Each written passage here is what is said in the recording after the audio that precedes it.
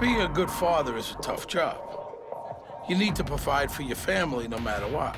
Jerry was a superb thief. He stole from his own business, not just one way, but a dozen ways. You need to be a role model for your children. He was a degenerate gambler. He was a drinker, and he kept a mistress. He had a girlfriend that he cheated on his mistress with. But when family love turns toxic, blood ties run crimson. I just hated him. He just tore our family apart. You can get right with God and not be right with your fellow man. And all too often, that's what happened in that family.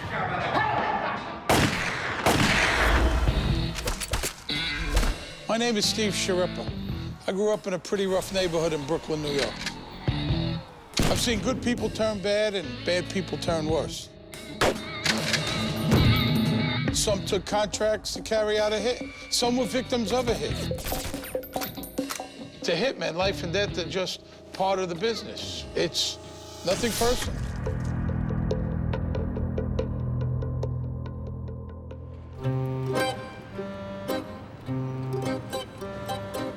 It's September 25th, 1985. Today is Yom Kippur, the Day of Atonement. If you're a Jew, it's the day you admit to God you cannot live up to every promise you've made. But after sunset, it becomes a feast. The idea of breaking God's laws on Yom Kippur is, to the faithful, almost insane. But the clan at the heart of this story was all about crazy. You can get right with God and not be right with your fellow man. And all too often, that's what happened in that family. Vera and Jerry Woodman are just getting home from a family Yom Kippur dinner. But this day won't be just their Day of Atonement. It will be their final day on Earth. Two of their sons have hired hitmen to kill them. It's a pathetic story. It's two sons to do this to their parents. I mean, you can get aggravated with your parents, you can get pissed, you can get a lot of things, but to resort to murder, to me, is much too much. So the question is, what was this family about? What went so wrong that their children would hire people to assassinate their parents? The answer begins where these things often do, with the money. They were conspicuously affluent, and I think it was a fetish with them. They came from working-class people in Manchester, England, where Jews were not socially prominent, and they felt that their money equaled status. And, of course, this is California. It does.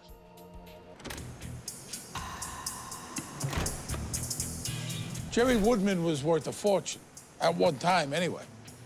He owned a company called Manchester Products. He manufactured those translucent plastic panels that provide a touch of class to fluorescent lights. Jerry had his two eldest sons, Neil and Stewart, working for him since they were 16. He's installed them in Manchester to preserve the Woodman dynasty. And also so Jerry doesn't have to send them to college. The Woodman family's great wealth is Jerry's carrot and his stick. On the books, Manchester Products is doing great. Off the books, it's a gold mine. He was very, very good at starting businesses and making money from them and growing them. And one of the ways that he was good at it was that he would steal most of the profit and never pay taxes on it. Jerry was a superb thief. He stole from his own business, not just one way, but a dozen ways. I know what you're thinking. Jerry wanted to take all that cash and send it to UNICEF to feed the hungry. Yeah, sure. Jerry used that money to feed his own appetites. He especially craved the 3 Bs: bookies, booze, and broads.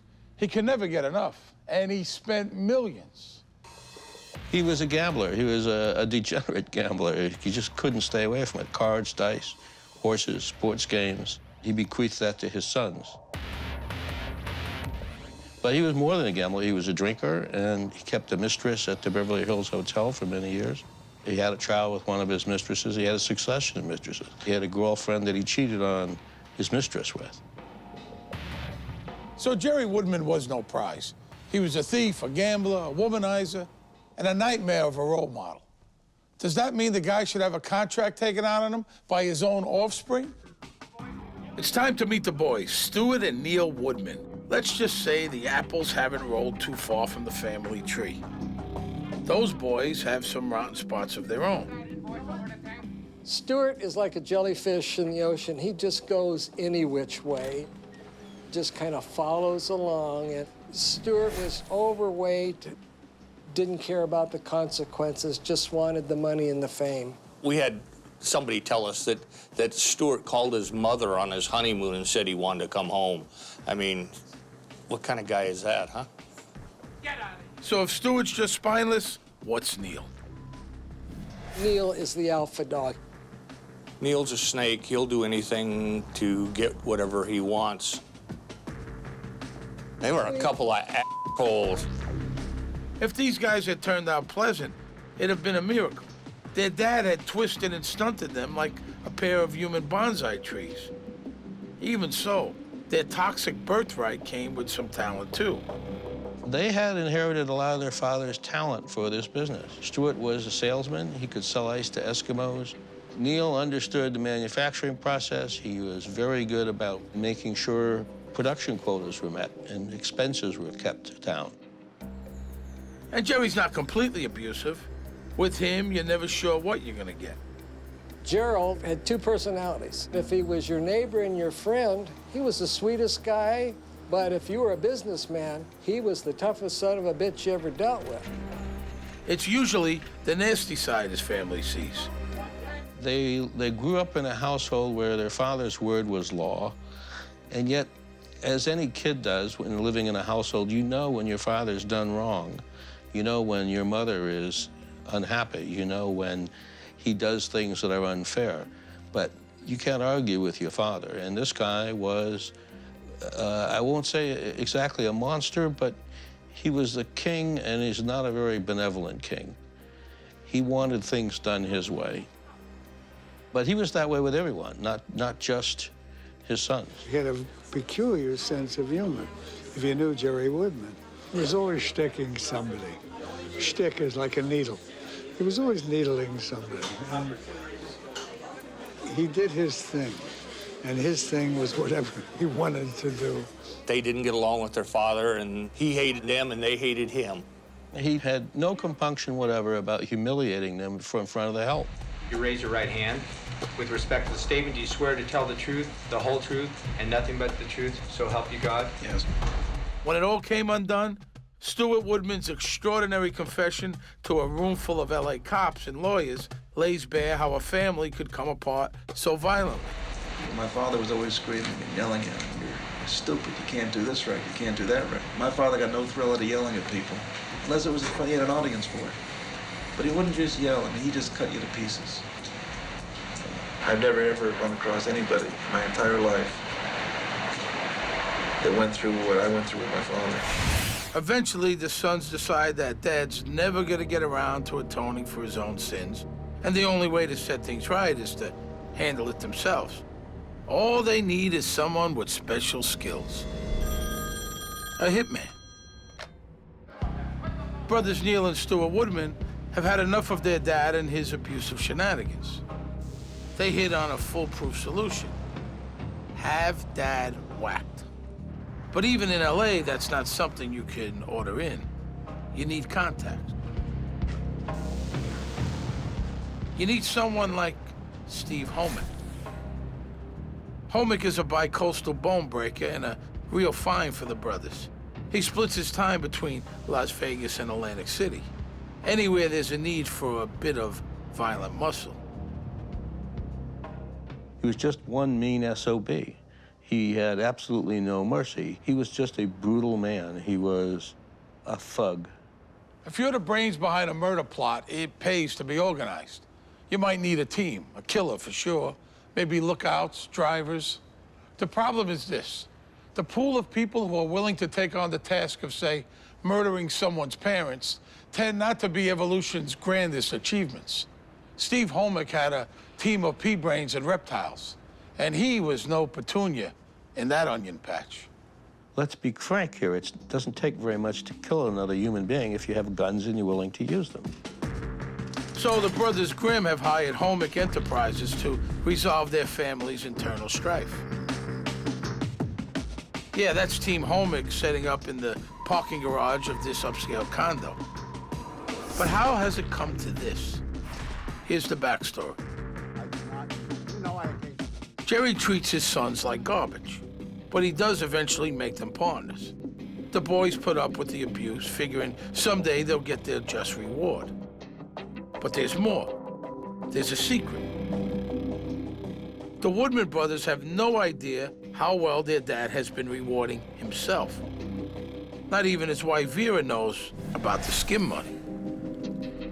He would give his whole paycheck to Vera, but the paycheck was a fraction of what he was taking out of that business. Jerry eventually gives his boys a small taste of the skim. Manchester becomes the family loot bag. For all their suffering, the boys did stay at Manchester. Those short leases had diamond collars. So Stewart and Neil didn't stray far from Jerry's golden trough. Each took $1,000 out of petty cash each week. Big money now, even bigger then. And that was just the Woodman's candy bowl. They put in for another 8 to 10 G a week in phony business expenses. They each took $4,000 a month as a car allowance, but they drove company cars. They gassed them up on company credit cards, and then they took a fuel allowance. If there was a way to steal from your own company that the Woodmans didn't use, it probably involved work. Up to that time, the skim had been around $1 million a year divided between the two sons and another $1 million that Jerry took. So everything is hunky-dory. Everybody's stealing, everybody's rich. The boys hate Dad, Dad abuses them. Lots of families go on like this for years. You're gonna kill this company. But at 61 years of age, Jerry's reign is interrupted one fine afternoon when his heart has finally taken enough of his abuse, and it attacks him in his office. The other bar has nothing on it. Oh, yeah. Dad, call an ambulance. The heart attack is proof that he has one. Being Jerry, he refuses an ambulance. Being Jerry, he gets his way. He insisted on driving himself to the hospital after he had the heart attack. That was my father. Dad, let me go home. He drives as he always does, like the hounds of hell are on his bumper. Jerry Woodman didn't die, of course. That would have saved his sons a lot of trouble and prison time. But he did at least decide to plan something about the future. He bought a life insurance policy on his wife, Vera, payable to Manchester Products. Meanwhile, Jerry's absence from Manchester doesn't exactly leave the place a rudderless ship. Out from under Dad's thumb, Neil and Stewart are in hog heaven. They found themselves running the company for months, nearly a year, without him. They discovered that they didn't need him. And now with full access to the company books, the Woodman sons discover how lopsided the partnership with Dad really is. Wouldn't you know it? Those boys have an epiphany. They discovered that he was stealing from them, that he was taking way more than his share. They decided they weren't going to stand for this. They were going to ease him out of the business. Jerry was still recovering from this massive heart attack. They went to their mother, Vera, and they said, Mom, don't you think it's time Dad retired? Now, don't get us wrong, we'll pay his complete salary. He'll keep all his perks. The only thing is he doesn't have to come in. We'll take it from here. Vera thought that was a good idea. She'd like to spend some time with her husband in her declining years. Vera might be dreaming of shuffleboard in the sunset, but Jerry's fingers are way too itchy for that. But Jerry knew exactly what was going on. He knew his sons were trying to push him out so they could take their skim money and steal it themselves. And he wasn't about to let that happen.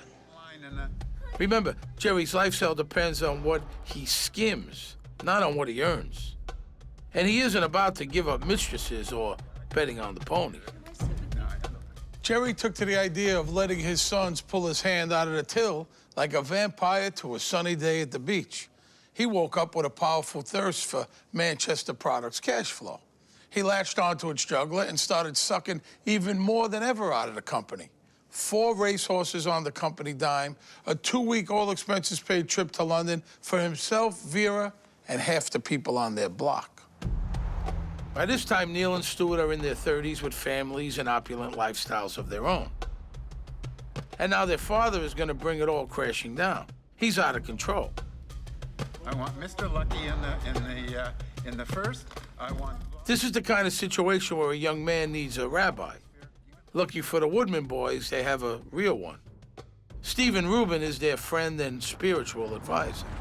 Neil and Stewart told me their father was addicted to gambling, and their father was destroying their business. And no matter what they did, their father was going to drive them all into the ground, and that the only way they could save their business, their livelihoods, their families, was to remove him from having control of the business. His boys' plans to take over Manchester set Jerry off big time. He decided that slowly bleeding the company dry wasn't causing his ungrateful sons enough pain. So he took off his belt to give them a thrashing. He served Neil and Stewart with legal papers saying he was dissolving the company, locking the doors, and selling off the machines. Financially, it made no sense. They'd all lose millions. But Jerry'd still be rich, and his broken, unemployed sons would know who was really in charge. It was mean-spirited, it was vicious, and it blew up in Jerry's face. The hitmen hiding in Jerry and Vera Woodman's underground parking lot are soldiers in a war without mercy. Jerry is nasty, abusive, and selfish. But his sons have enlisted a cutthroat named Steve Homick, and he makes Jerry look like a pussycat. According to Stewart's confession, murdering Jerry and Vera was Homick's idea. And Steve had brought up a problem having with my father. And that's how it came about, to where he said, listen, let me take care of it. You won't have that problem anymore. And Jerry makes it easy for his sons to decide he's got to go. Jerry Woodman is going to teach his sons, Neil and Stewart, a lesson by dissolving the family business Manchester Products and selling off all the machines. But it doesn't work. A new California law allows partners who don't want a business to be liquidated to buy it at liquidation prices. In other words, Neil and Stewart outfox their dad and scoop up Manchester for a song. They unhook their leashes and give Jerry the old heave-ho. Turnabout is fair play, right? Still, the son's victory comes with a heavy price: their relationship with their mother, Vera. Vera was the titular head of the company, and for legal reasons, controlled the stock in the company. She was the president of the company and controlled 50% of the voting stock. But she did whatever Jerry told her to do. When it came down to it, when Vera was forced to choose between supporting her sons and supporting her husband over who would control the company, she chose her husband. No woman should ever have to make that choice. It's a terrible situation to put their mother in. And when she sided with her husband, it cost her life. There is a lawsuit, of course. Vera takes the stand against her boys. The boys win. Vera and her sons will never be able to patch things up. What was the reason for your mother? The lawsuit would never have happened without my mother. Never would have ever happened. How do you say that? She owned the stock. She swore to me, she said she'll never...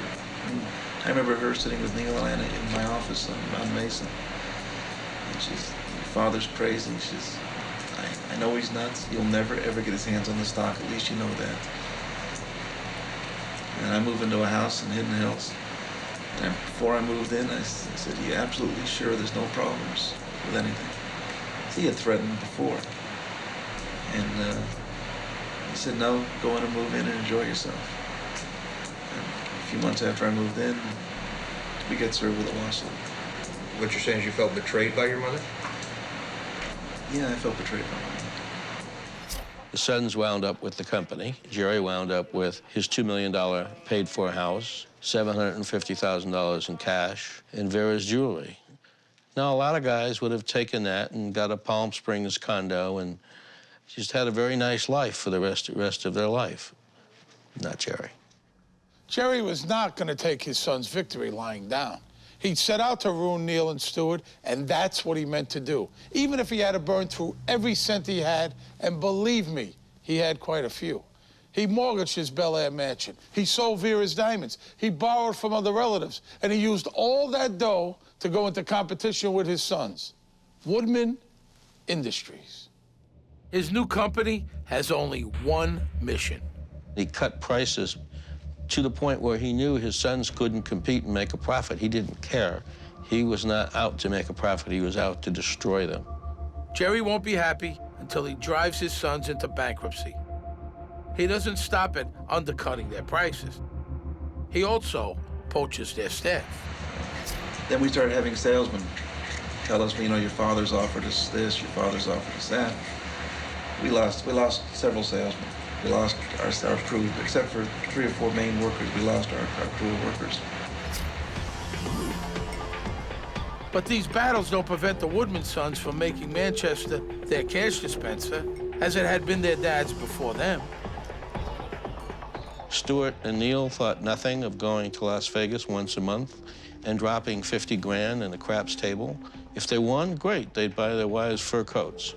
The Woodman boys were now living the life their dad's larceny had held back, and they had learned how to waste money from the Michael Jordan of mindless spending. Stewart bought his wife so many fur coats, they designed a 1,400 square foot refrigerated closet just to house them. They're not so casual about losing their battle with Jerry, though. They may not have his bluster, but their war with Dad is no low-stakes craps game. They were trying to get even with their father for a whole lifetime of abuse. They were forcing him to atone for what he had done to them, the way he had raised them, the household that they had grown up in. This, I think, was the way they justified this in their own mind. As for Steve Homick and his team of assassins, they're just greedy and mindlessly bloodthirsty. It's hard to imagine where such people come from. Oh yeah, Las Vegas. To a gambler, all roads lead to Vegas. The Woodmans were well known on the Strip. And if you throw a lot of money around in Sin City, you're sure to meet some sinners. The Homick brothers were just the kind of snakes who like to bask in the glow of other people's cash. Stewart's wife was extremely attractive, and they loved to go to Las Vegas. They were big gamblers. They gambled on horses. They bet basketball, football. They bet on the rise and fall of the sun. At some point when they were in Vegas, Stewart's wife met Steve, and he kind of hit on her, and that's how they got to meet Steve Homick. Steve Homick had been an LA cop, but he never had much of a taste for law enforcement. He did enjoy the opportunity to beat up people who were in handcuffs. The LAPD wasn't so into that anymore, so Homick got the boot. But in the Gomorrah of the Mojave, Homick finds people who appreciate his talents. He was in Las Vegas doing thuggish jobs for the mob. They would use him to break a leg or a kneecap or shoot somebody. And he was running a half a dozen other criminal enterprises on the side. Homick and the Woodman brothers become chummy over roulette wheels and 20-point spreads. And the boys' new friend Steve finds them a way to win every single trip.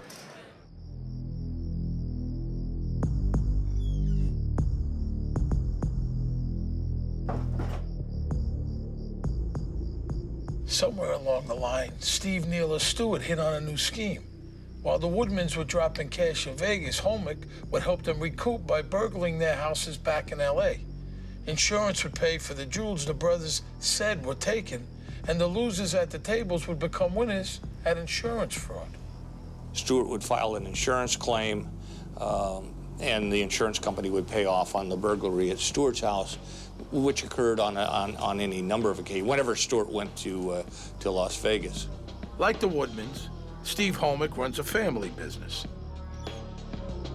Brother Bob is his partner. Robert was a great big guy who was a member of the California bar, but who could never quite get a job in a law firm because he would go on job interviews wearing surfer shorts and a big T-shirt. He made a living stealing law books to order for law students.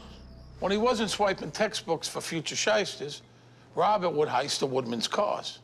He'd abandon them in the desert or drive them off cliffs.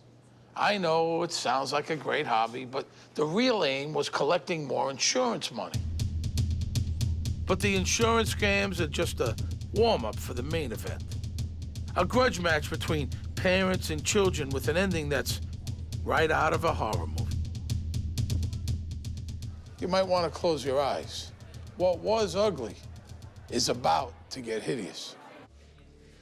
War is raging in the Woodman family.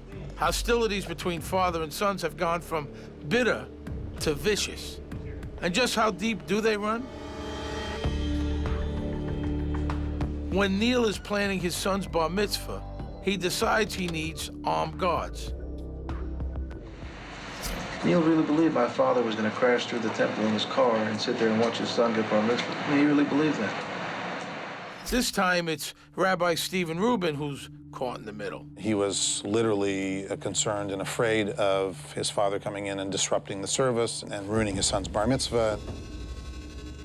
I was the one they came to try to see if they could institute some higher level of security, let's say, for that bar mitzvah experience so that they could keep Neil's father off the premises and avoid any possibility of some kind of a scene going on that would, diminish the day for his son. It's the bar mitzvah threat that leads Neil to turn to Steve Homick as his fix-it man. And Homick solves it in a jiffy. He hires a pair of retired cops to man the barricade. And what does Neil tell the cops to do if Granny and Grandpa storm the gates? Shoot them. In their day-to-day work, cops see a lot of dysfunction. One toxic family tends to bleed into the next, so you get cynical about the whole human race.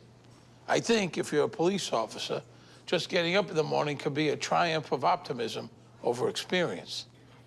But nothing ever skeeved those two cops out like the rich guy who wanted his parents wasted at a bar mitzvah. You remember the really weird ones. We'll see those two flatfoots again. That you can bet on. The rent-a-cops guard the bar mitzvah, but Neil's son enters manhood without gunplay. As time goes on, though, the Woodman saga goes from outrageous to truly lunatic. In trying to wipe out his son's livelihoods, Jerry just bankrupts himself. His rival company founders and Jerry's fortunes go down with the ship. He lost everything. He lost the house. He lost most of Vera's jewelry. He was living in a rented condo in Brentwood. Very nice place, but a very big step down from where he'd been.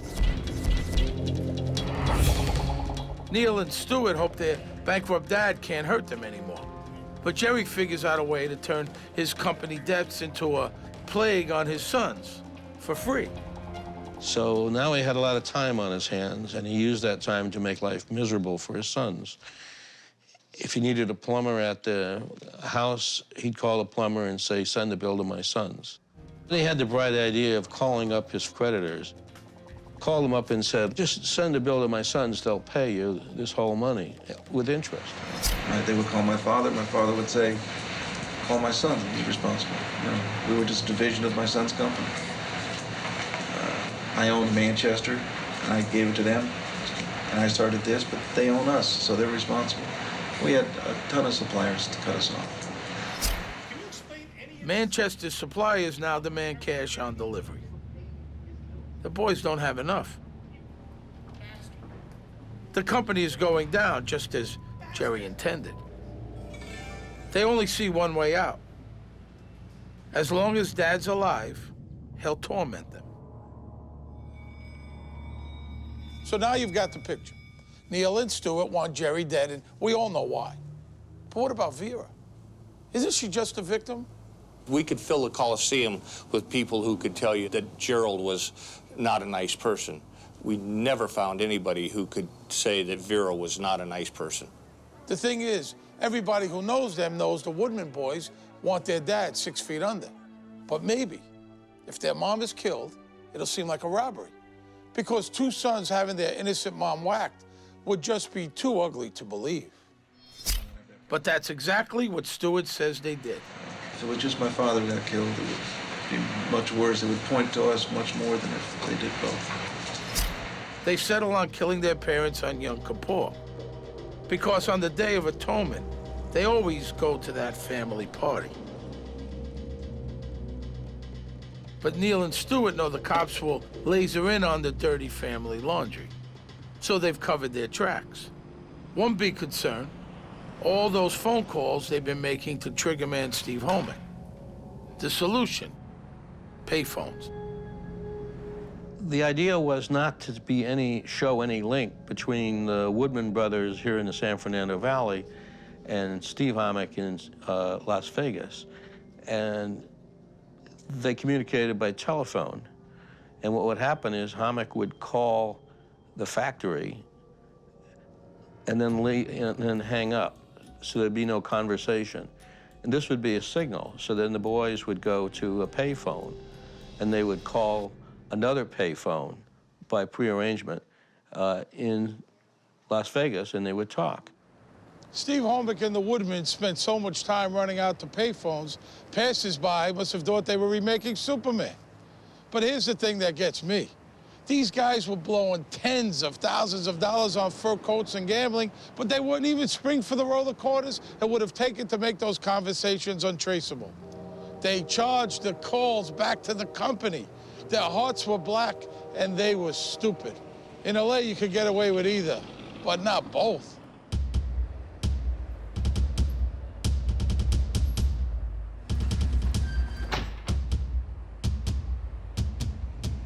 By 1985, Vera and Jerry have lost the honor of hosting the family's annual Yom Kippur dinner. Jerry's bankruptcy has left them with no house to host it in. He masks it, but it stings. Rent was paid by his son-in-law, and they gave him walking around money. They gave him a couple $1,000s a week just so he'd have some money in his pocket. It was a big fall from grace. Meanwhile, the Homick brothers are figuring Yom Kippur will lead to a big payday. Their plan is meticulous. Steve maps out the route from Vera's sister's dinner in Bel Air to Jerry and Vera's Brentwood home. He arranges lookouts with walkie-talkie. Not confident that one lookout would be enough, Steve Homick had a backup. Note to aspiring hitmen: everyone you involve has a tongue that might wag one day. Luckily, Mike Dominguez was a homicidal thug who generally let slugs do his talking. Mike Dominguez was dumb as dirt. He was another guy who looked like he was sent out by Central Casting for the part of a petty thug. Dominguez would do anything Homick told him to do. And I'm sure that this is as much because he was afraid of Homick as because it was a way to make money. Steve Homick and Mike Dominguez went into a private home in Las Vegas, forced their way in at gunpoint, told the woman who owned the house if she didn't open her safe for her jewelry, they'd kill her. When she opened the safe, they killed her. And they killed the maid, and then they killed the UPS man who rang the doorbell. And they did this all for what turned out to be $5,000 worth of fake jewelry, you know, the $5,000 for melting down the settings. They would kill you as soon as look at you. So Homick and Company's plan is to pop Jerry and Vera in the garage. Now, the only thing stopping Steve Homick from getting into the garage in Jerry's building was a bike chain. No problem for a master criminal like him. So Homick snipped the chain and stuffed it into his bag. But that reptile brain isn't so attuned to thinking ahead. He left the cut link where it fell. That metal shard is no good to anyone except maybe a clever cop looking for something to link criminals to a crime. We'll get to that later. Right now, the die has been cast. The Titanic's at full speed, and the iceberg is not moving.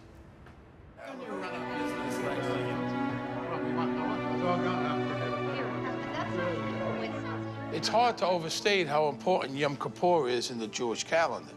It's the day you confront your human weakness.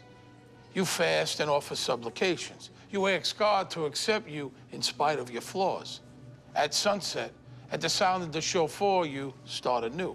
And then you break your fast with a big festive meal. If Jerry did any atoning that day, there's no record of what flaws he admitted to. I sure hope his conscience was clear, because he and Vera would be dead by sunrise.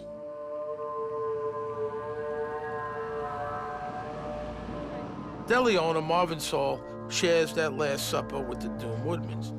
We were the last two people to see them alive. We were all leaving, and my wife said, you know, I really like Jerry. 20 minutes later, they were dead.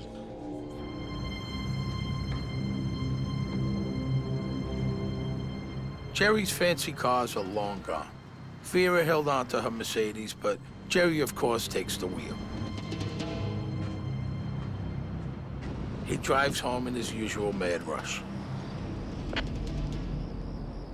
Too bad he doesn't take a few extra minutes to make nice with Vera. Forgive his sons and himself.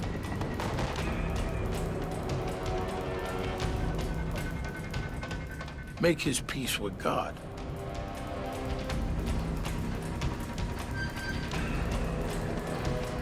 Jerry doesn't do anything like that.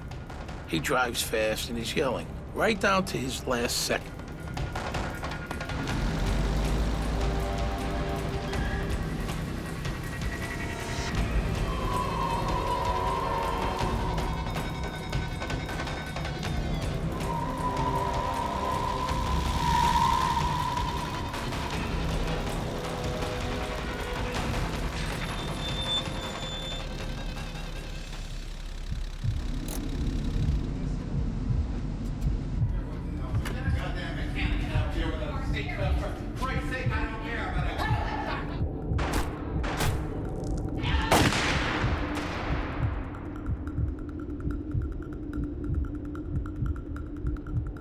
So the Woodman family drama comes to a climax in a dreary garage in Brentwood, California.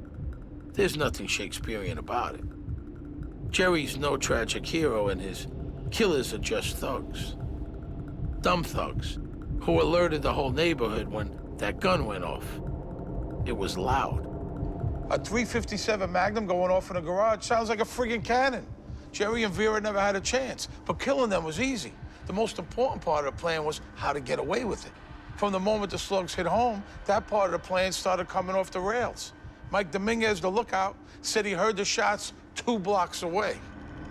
Dominguez doesn't call the cops, but everybody else in earshot does. If they had been professionals, they would have managed to make the getaway without being seen.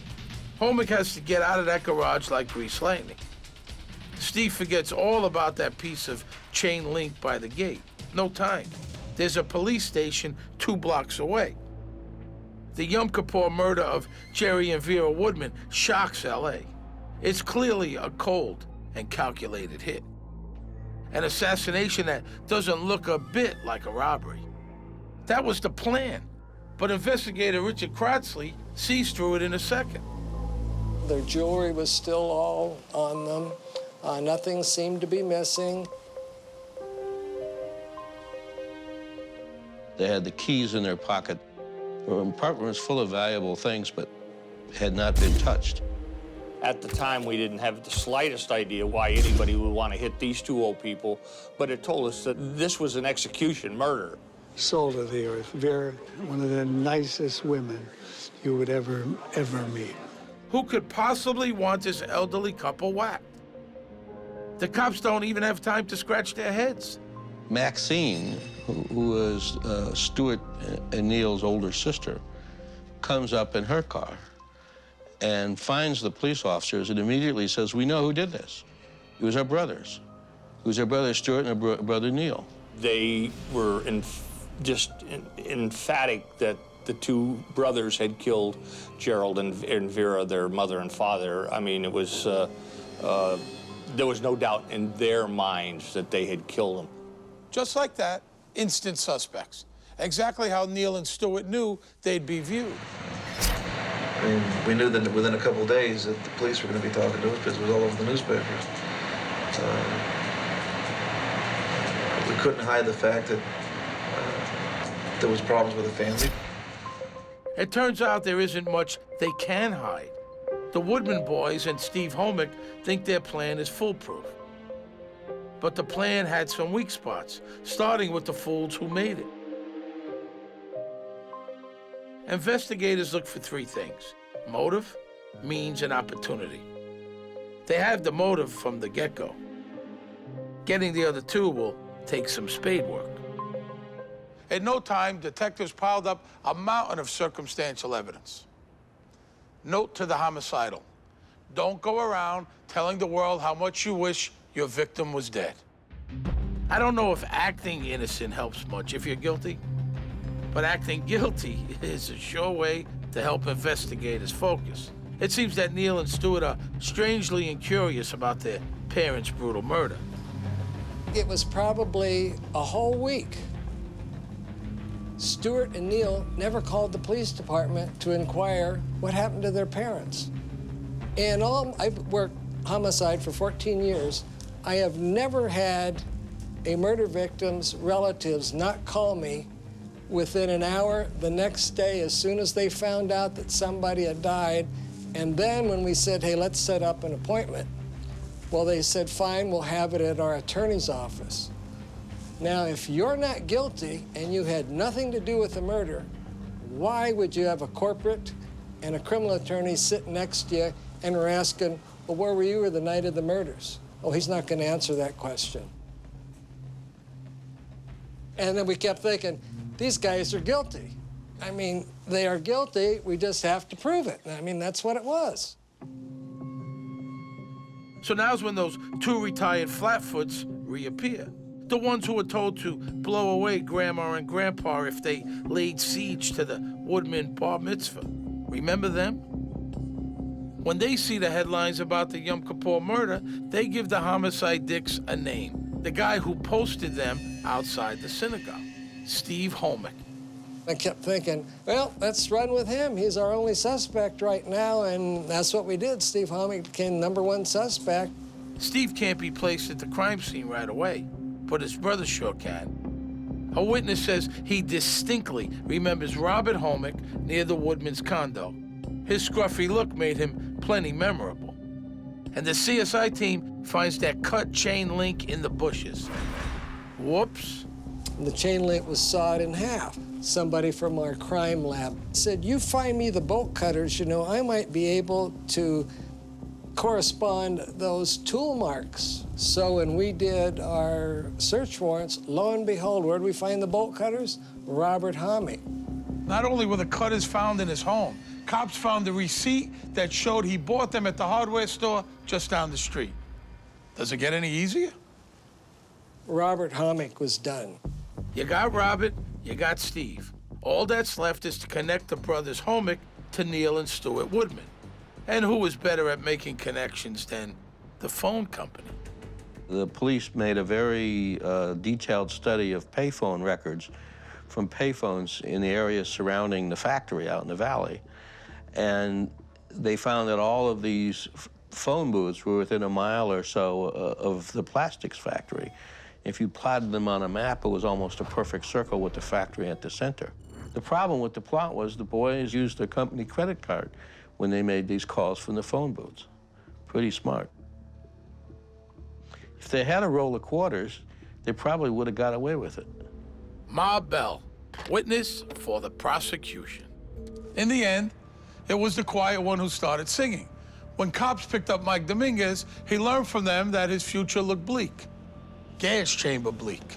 That is, unless he had something to trade. It turned out he did. He gives up the whole enchilada. Motive, means, and opportunity. The cops have their homicidal trifecta. He told us that he and Steve had flown into Los Angeles a couple days before the murder. They had traced the route with Robert Homick. Marvin Wolf follows every step of the trial.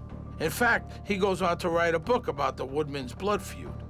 When these guys come in and sit down from a distance, they're just, you know, sort of indistinct figures. But if you sit there and you look at their faces, the hair on the back of your head has to stand up. These are animals.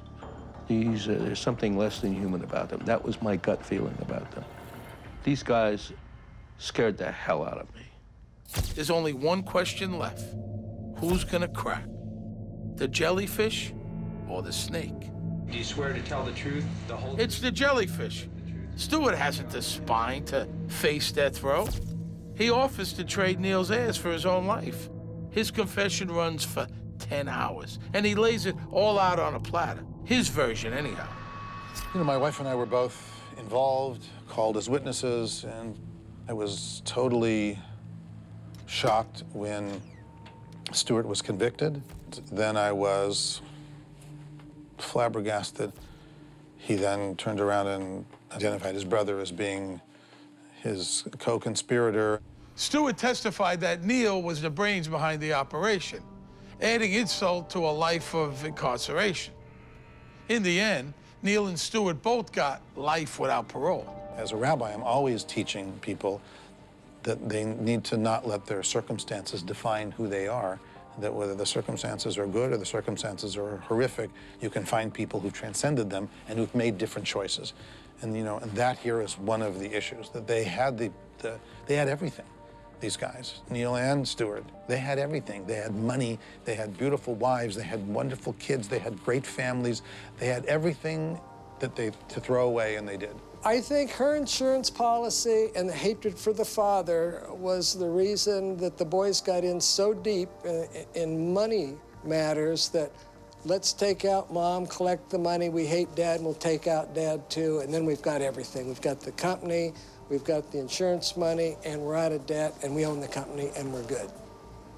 Stewart and Neil gave their father back what he gave them. He took their lives from them in a certain way.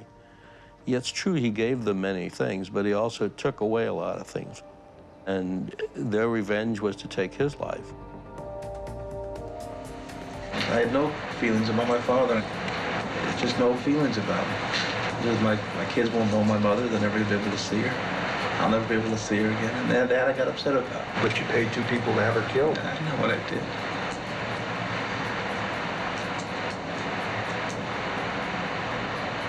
I know what I did. The lookout team, Mike Dominguez and Robert Homick, got 25 to life. Steve Homick, the trigger man, he got sentenced to death. But 25 years later, he's still on the waiting list at San Quentin. Stewart has asked for parole and been turned down a half a dozen times. Neil still says he's innocent, but that's between him and God. For him, and for the rest of that sorry lot, every day can be a day of atonement. And may God have mercy on them, because it doesn't look like the state of California is going to get around to it.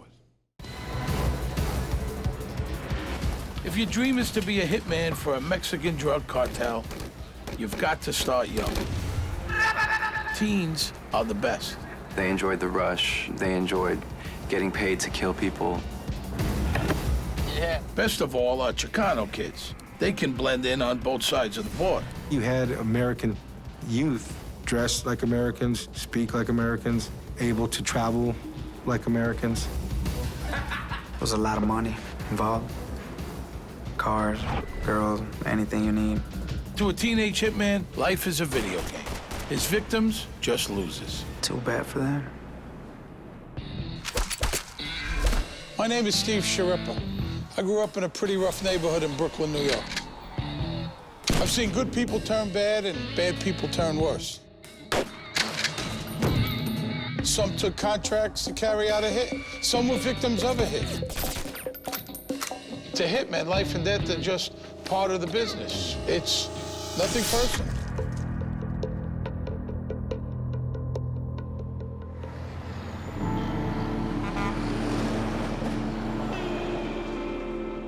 It's December 2005.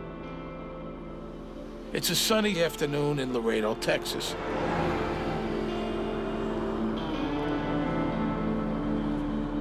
Moises Garcia, his wife and son are out for lunch at a local Tex-Mex chain. Moises Garcia was a young person, I think mid-20s. Had a family. I think he was expecting a child. What Moises doesn't know is that his plate of rice and beans will be his last meal.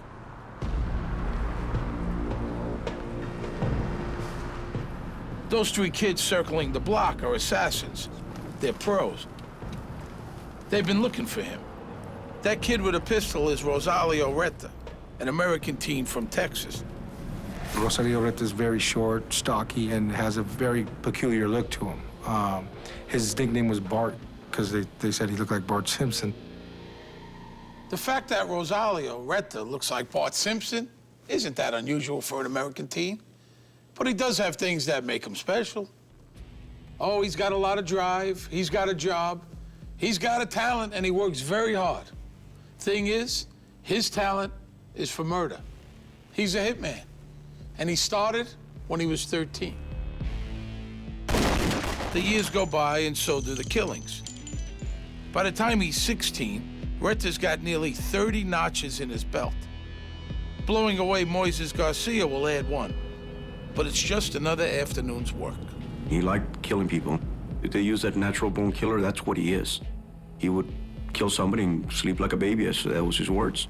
This guy just doesn't possess the God gene that everybody talks about. He has no remorse whatsoever. To me, it's a job, just like you got a job. I had a job, I know it's not right taking people's lives, but that's one of the things I'm good at. So, Rosalio Reta is a cold-blooded teenage assassin. This is the first time he's allowed TV cameras to show his face, now decorated with prison tattoos. If you tell me who to kill, you're gonna pay me. I just go on and do it. I just go on and do it. I mean, how did that happen? This is a kid from a normal home.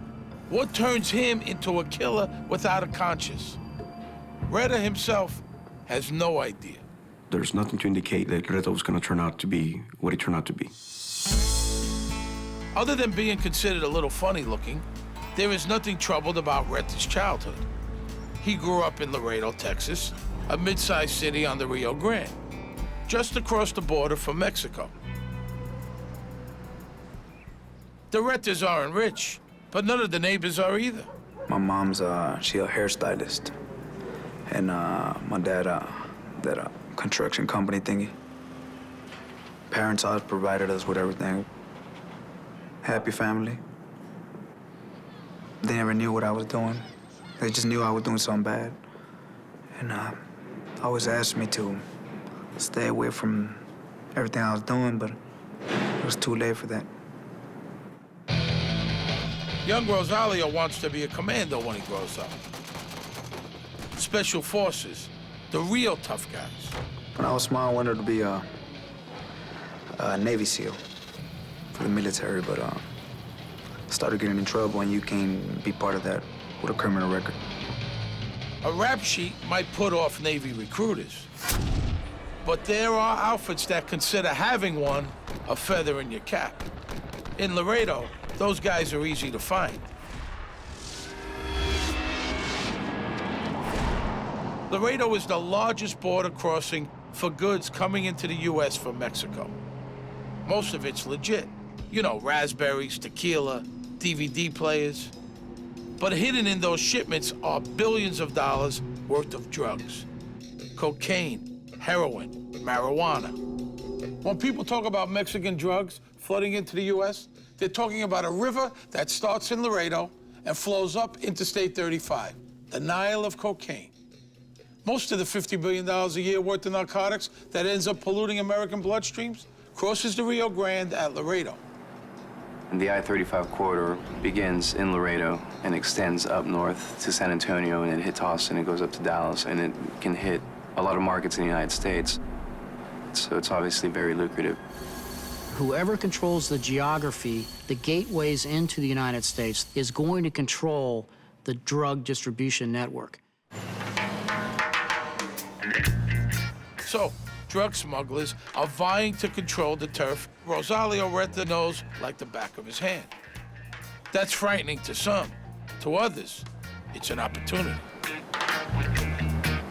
You're atypical, poor kid from the border that really didn't have a future, that really didn't have a lot of options.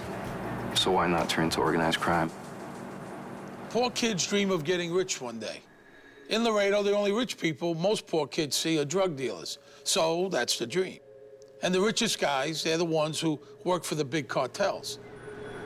Even though Reta's parents both worked, they put no silver spoons in their son's mouth. It's not unusual or hard to believe that a lot of these kids latch on to these ideas of this glamour, this sort of indestructible lifestyle. They are offered cash, cars, as many girlfriends as they want, power, prestige, the ability to take a life and not blink an eye. I liked it. I grew up liking that kind of lifestyle. Just want to be a part of it, so. Reta isn't the only kid who wants out of Laredo's dusty streets. His best friend, Gabriel Cardona. We're best friends since we were kids. We still go to school together and everything. Gabriela Maldonado is Gabriel Cardona's mother. She can't stop her boy from getting lured into the drug life, and the reason is plain to see. The money. They don't want to be poor. They don't want to work. They want to have money just like that, easy. Cardona dreams of mainstream success, but his ambitions don't survive the temptation of easy money. He used to say he was going to be a lawyer, be a police, but before he was 15. And after that, I think his friends changed him. To her, Rosalio Reta, even though he is younger, is the driving force. Just a bad seed. I did like him. You can tell if he's a good boy or he's not, just by looking at him. Good or bad, if they had money in their pockets, kids in Laredo head across the Rio Grande to get their kicks. Nuevo Laredo is their town's far spicier Mexican sister. They go out there and hang out in nightclubs on the Mexican side, and they start seeing their old friends, you know, hanging around with good-looking women. They're driving around expensive vehicles, a lot of money, and they don't have a job. The Eclipse is the place that draws them. If you want to be noticed in Nuevo Laredo, the Eclipse is your stage. I used to go there a lot. Everybody used to go to that club. The two pals from across the border get noticed, all right. Scouted is more like it. Reta is just 13. Cardona, he's 16. But they have a natural ability. That much is clear. At that point in time, there was certain members of that cartel that, I guess, befriended him. The guy who adds them to his entourage is a big fish. Cartel boss Miguel Trevino. Miguel Trevino Morales is greatly feared, one of the bad guys, you know, one of the people that you do not want to mess with. Trevino is a man that is deemed to be by the U.S. Drug Enforcement Administration one of the primary cartel warlords that rules an empire. This is something you gotta know about Mexico. Drug bosses are rock stars. Kicking with Miguel Trevino makes you a player. I was real close to one of the big guys in Mexico. Kept on seeing me around a lot. Like what I do, the way I do it. So I started coming up little by little. What Reta does is hurt people. The way he does it is without remorse or hesitation. Trevino likes that. And make no mistake, Miguel Trevino is a truly bad guy. He has been known to participate and watch beheadings. This is an individual that is not afraid of picking up an entire family and eliminating them. Trevino commands a whole posse of killers, the Zetas. The Zetas are former Mexican army commandos who figured out that the bad guys pay way better. So they become enforcers for the Gulf Drug Cartel. When you look at the importance of the Gulf Cartel in connection to the actual drug trade, this is one of the major cartels operating in Mexico. The Gulf Cartel is run by guys like Juan Garcia Abrego and Carlos de la Cruz Reyna. The Gulf guys are big time mostly because they control the Laredo crossing, and thus the I-35 corridor. They keep control by killing anyone who gets in their way. Causing that carnage is what the Zetas do for a living. You know, a lot of kids are like, I want to be a doctor, I want to be an attorney. Everybody down there, they wanted to be Zetas. I want to be a Zeta, I want to be a Zeta. For Reta and Cardona, their childhood wishes come true. Trevino decides the boys have the right stuff to kill for the Zetas. But why do the cartels recruit teenagers? Why send boys to do hitmen's work? Cartel bosses like Mikhail Trevino have given that a lot of thought. It's a question of psychology. Teens don't think about consequences. Their moral sense is less developed. But these teens' biggest appeal to Trevino is a special something other Zeta wannabes don't have and can't get: American passports. They can travel, they can mix, intermingle with other people here. They can themselves recruit other friends of them. Combine those Yankee passports with a taste for homicide and you're a top draft pick for a Zeta death squad. Reta and Cardona think murder is so much fun they do it for kicks. Cardona's first killing is a drunk he shoots in the face just to see what it was like. Trevino tests Reta too. I just wanted to see where you were at. You're able to kill someone. A lot of people say a lot of things, yeah, I'll do this, I'll do that, but when it really comes down to it, I'm not gonna do anything. In Mexico's narco culture, killing someone isn't just business. It's how you send a message to your victims' compadres. This is what'll happen to you if you don't get out of our way.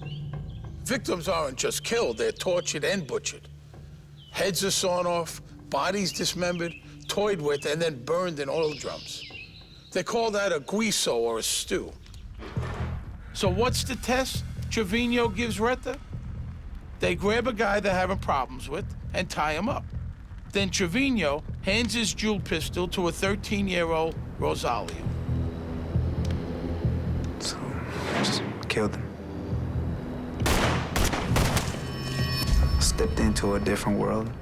It all changed. But at first, yeah, I started liking it. He executed him to prove his loyalty, to prove that he had enough to commit a murder. I knew what I was getting myself into. I wasn't a kid anymore at that time. It turned out that this 13-year-old was not your average kid. Rosalio Reta has the raw material to be a cartel killer. But at 13, he doesn't have the skills to fit in with the feared Zetas. Mikhail Trevino plans to develop his protege. Reta is gonna be a star. He'll be the last one a lot of people see. In the fall of 2005, American teenage assassins Rosalio Reta and Gabriel Cardona are working for a drug cartel. Moises Garcia is in the business himself. That's about to put him in harm's way. Some will see that as poetic justice, the law of the drug jungle. But Moises is not all bad. Oh my God, you win. Ow! He was married.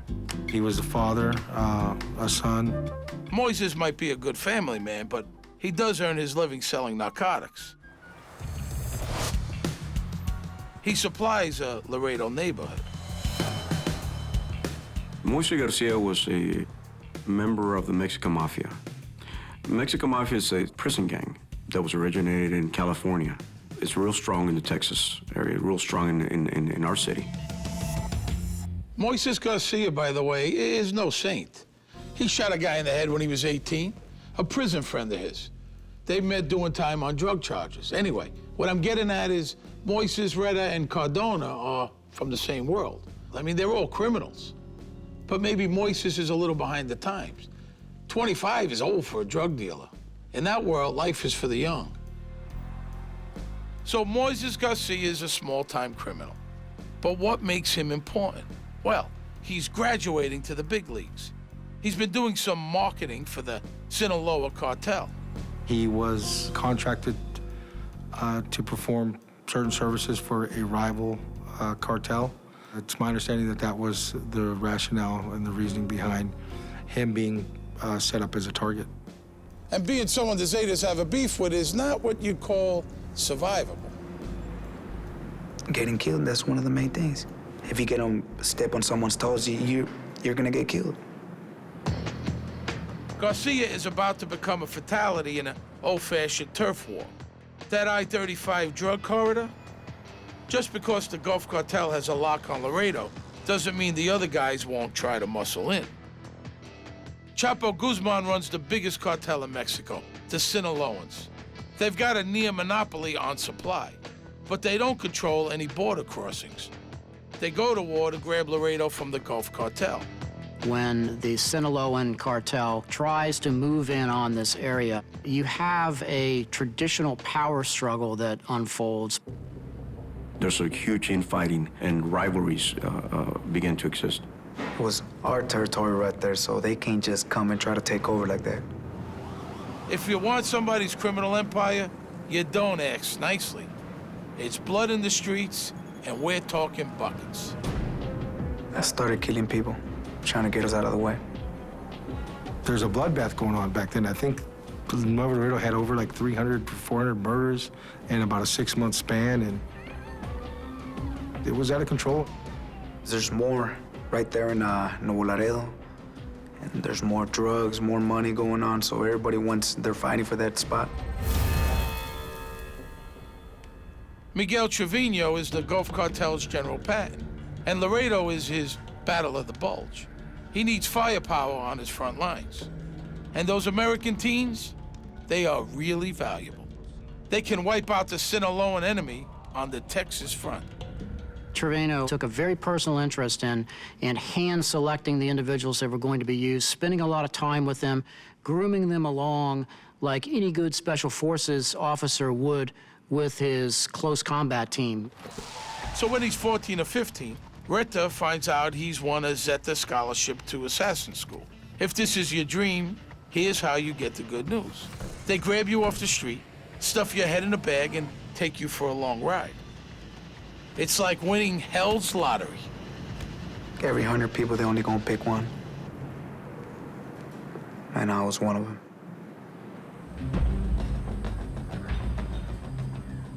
Most of these kinds of training operations are taking place on very rural ranch properties that are owned by the cartels.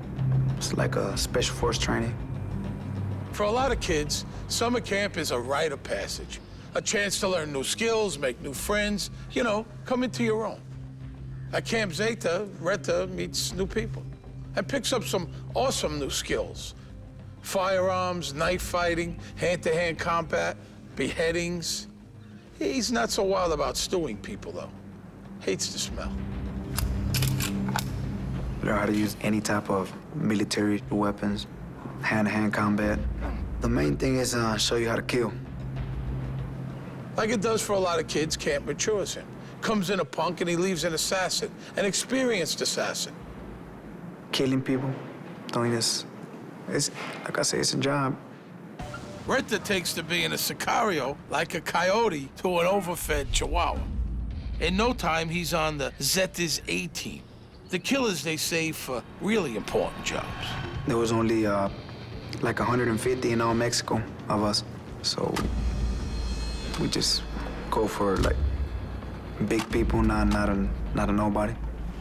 When he first began, I mean, he was a tremendous asset because of the skills that he brought into the organization. He gets busy real fast. He and his fellow campers join the war and show those Sinaloan drug runners no mercy. That's what you do every day over there in Mexico.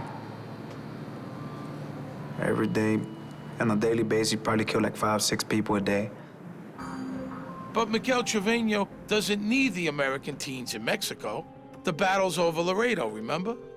And it's on the U.S. side that Reta, Cardona, and their American passports can really have an impact. Miguel Trevino Morales would send these cells that were already in Laredo, U.S. citizens, to take out rivals from the Sinaloa cartel. So in 2005, the big boss Trevino sets up a couple of teams of hitmen in Laredo. He makes Gabriel Cardona a manager and gives him 2 of his homeboys Reta and Jesse Gonzalez as triggermen. The three sicarios, that's what cartel assassins are called, live together in a nice house, rent-free, kind of like the Real World or the Monkees or something like that. Anything they earn, and they make a lot, is pocket money. And money for these guys is a big deal. Their handlers would rent safe houses for them, and they would stay there, and that's where the communication would take place. Their vehicles were purchased by the cartel for them to utilize in the murders. They were provided with weapons, food, and cell phones. Their weekly salary was $500 per person, and that was just to be on standby. And all this would obviously be paid for by their handlers, by Miguel Trevino Morales. We had a normal life. We're doing everything a normal person does. We just, once you get caught, you gotta go and take that person out.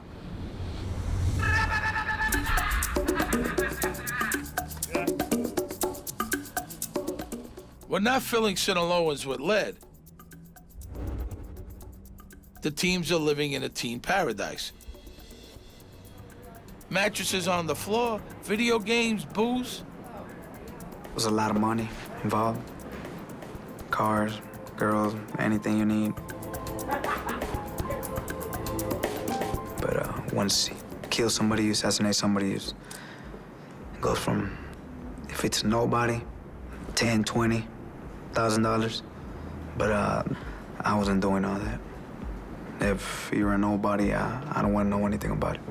The people who were taken out, it was like from 75, 125, 200, 250, all the way up to 400,000. With that kind of income and no expenses, you can buy anything a teenager might want. Yeah. Reta, he likes nice cars. So what if he's not old enough to drive? The first Mercedes he got, he won at a raffle. The cartel was hosting some of their, I guess you'd call it a company picnic, for lack of a better term. They handed out door prizes, and he walked away with the, $75,000 Mercedes. Because the guy was only 14 at the time. You do good work, they give you good things. Rosalio Reta has come a long way. He's got a Mercedes and an unlimited supply of games and girls. And if that isn't good enough, he gets to kill people too. For Reta, life is good, and dealing debt just makes it better. These teenagers were thrill seekers. They enjoyed the rush. They enjoyed getting paid to kill people. They really actually liked doing it. Now, killing a guy, if you're a professional, is not a spur-of-the-moment thing. Most murders are, which is why they get solved pretty quickly. Killing isn't hard. It's not getting caught that separates the pros from the merely homicidal. I mean, you gotta have a plan. And when you figure into their plans, it's gonna be a very bad day. American teenagers Rosalio Reta and Gabriel Cardona are working for the Zetas. They're helping fend off a rival drug cartel, which is trying to take control of the border crossing from Mexico to Laredo, Texas. Everybody wants, they're fighting for that spot. Try to come in, but they didn't make it. But the war won't really be won until the U.S. side is cleared of Sinaloan allies. That's why Moises Garcia will end up dead. But there's more to this story than a war between two drug cartels. Laredo's got a man on the front lines of law enforcement. He's also named Garcia, Detective Robert Garcia, the Sherlock Holmes of the Tex-Mex border. We interviewed him in shadow for his own safety. There's always been violence on the border, but the way that some of the murders were being committed started raising some flags as to new trends of criminals coming in. Garcia's seen a corpse or two in his time. He's got a connoisseur's eye for professional murders. The way they were committed, I mean, it's not the usual type. This one, you started seeing more a gang-style type of thing, using more high-power weapons, AK-47s, and it looks like they were more planned. Garcia knows the cartel's appetite for violence is more than his small department can handle. He can see the storm clouds across the river. From day one, we knew that whatever happened across is going to trickle into our side. It's going to have an effect. So we were always working together and trying to get ahead of it. We're not going to bury our heads in the sand and say there's no spillover, there's no violence, or it doesn't affect us. Garcia fears that if Mexico's drug war spills across his border, Laredo, Texas could become as lawless as Nuevo Laredo, Mexico. Garcia wants to get 9 different government agencies, state and federal, to cooperate to share information and resources. Do you have any idea how hard that is? Well, he does it. They all sign on to stop the drug cartel's Texas killing spree. With that kind of investigative firepower, Bart's days as a Sicario are numbered. The detective mobilizes every force he can. We started forming our own intelligence units, our own type of aggressive patrol, picking up local gang members, and started interviewing them. At first, he doesn't get much. The break comes when Detective Garcia is assigned to investigate the murder of a guy named Noe Flores. Noe Flores, that was mistaken identity. They were targeting his brother, which was Mike Lopez, but they killed Noe Flores by mistake. Mike Lopez befriended and started dating Miguel Trevino Morales' ex-girlfriend, so that's why he wanted to do away with this guy. So the boss Trevino has his boys drive up to Lopez's house. He's there.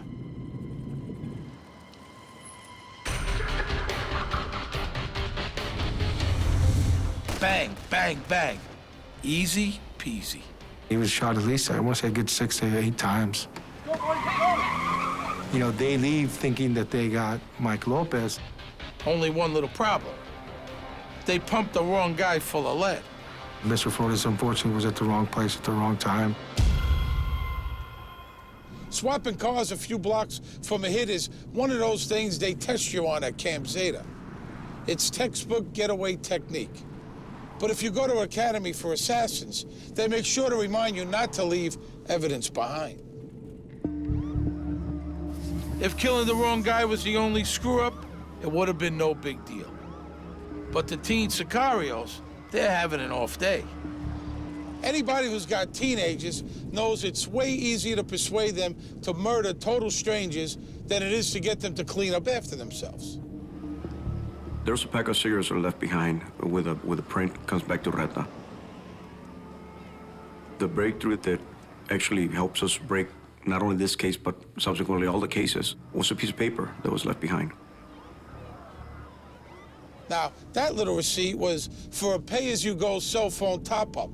Oops. So, Garcia's got a set of prints and a cell phone receipt. The receipt leads Garcia to a tattoo parlor. He leaves his business card. The owner tips off Reta. A few days later, the detective's phone rings. Garcia. He doesn't recognize the voice. Yeah. He says, I have an understanding you're looking for me on Bart. You better stop investigating the murders, or, we're gonna kill you and your family. You don't know who you're messing with. Just calm down. Tell him to stay away. Because I didn't want to do anything to him. I wasn't really worried about the rest of the homicide detectives because they're all naive and green, so he was the smartest one of the whole lot. So that's one we had to watch out for. So yeah, we knew where he lived, where he ate, everything. That was daily schedule.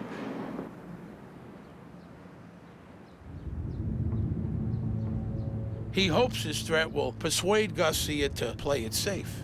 Once you kill law enforcement on the U.S. side of the border, our hell's gonna break loose. So the only way I was gonna take him out too is if he got in my way.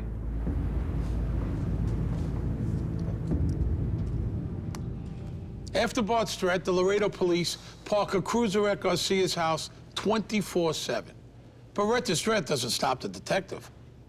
Just the opposite. Finding the elusive Bart Simpson just got personal. Well, that's when it kind of hits home. And I get, well, I guess this is for real. I did not take it as a threat myself. I did not take it as something that I should be scared of, honestly. I took it more like, how dare he? How dare he calls me on my phone and tells me this? It just made me go look for him even harder. Rosalio Reta may have picked the wrong Texas lawman to tangle with.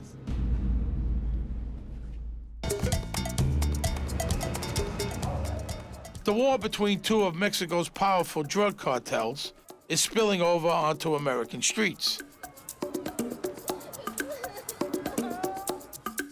The bodies are piling up on both sides of the border.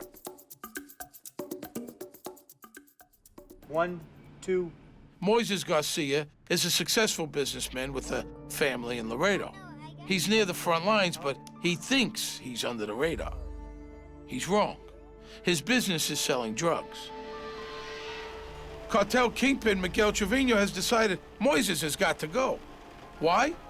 Moises has been selling drugs supplied by the Sinaloa cartel. That makes him a traitor. He's working with the Sinaloans, but his homies are allied to the Gulf cartel. Bad move.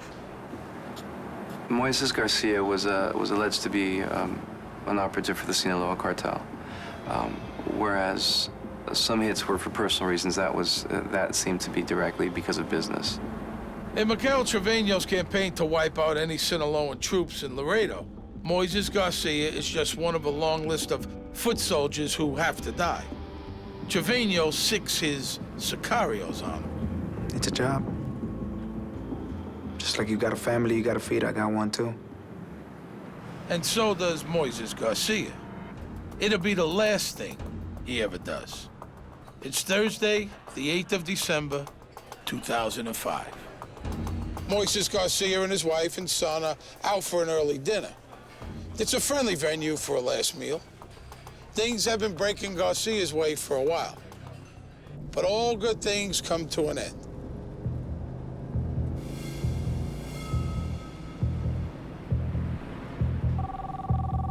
The order to kill Moises Garcia came directly from Miguel Trevino, with his group of sicarios, that being Jesse Gonzalez, Cardona, and Rosalio Reta.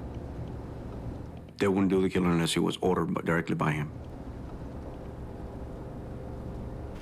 Even a run-of-the-mill pop like Moises Garcia is meticulously planned. The targets were assigned. Sometimes they would come in with a package with their name or photograph. I'll look it up. I'll find where he lives, what he drives, where he works, family, everything. For a couple of days, until they tell me to kill him. That's what he enjoyed, the surveillance and the tracking down. He enjoyed the hunt. You would follow them around Monday through Friday. You know, Monday he picks up his daughter at 3:30. You know, always has lunch at such and such place. You know, is home typically by this time. Might stop off at this bar. So they had notes, and when the order came down, they would refer to their book and see, okay, well, it's Wednesday, he should be here right about now. The tactics they were using was very impressive. They knew where he lived, and they set up surveillance at his house. It was an apartment. But they were never able to catch him when he left. The problem with tracking down a drug dealer like Moises is he just doesn't keep regular hours. Luckily for Reta and crew, he does drive a distinctive car. Look, right there. They were driving around, they spotted his vehicle. He was driving a white Lexus at the time. They located him at a restaurant where he was having lunch with his wife and one of his kids. Moises Garcia is a dead man noshing. You can see it, too, on the video. You see this Bronco just, you know, circling the place 2, 3, 4 times, waiting for Moises Garcia to leave. The boys don't care that Moises is with his son and pregnant wife. Having a kid there just makes it easier. He's less likely to return fire. During the meal, Moises gets a phone call. Duty calls. Lunch is over. Tip-off or setup? We'll probably never know. Moises doesn't tell his wife why, just says, hey, it's time to go. But the predators have had all the time they need. They've picked a spot and a strategy. Boom, boom, boom. Training. It pays off when you're under pressure.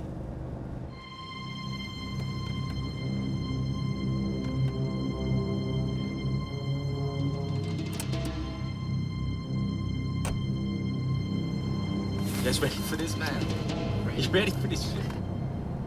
When he comes out and they see the vehicle backing and start heading towards the exit, they block him. Reta exits the vehicle and approaches the driver's side. His wife was in the passenger seat. One of his young children were in the back seat. Reta just starts boom, boom, boom, just firing away. Reta's 9mm holds 10 slugs. He empties it.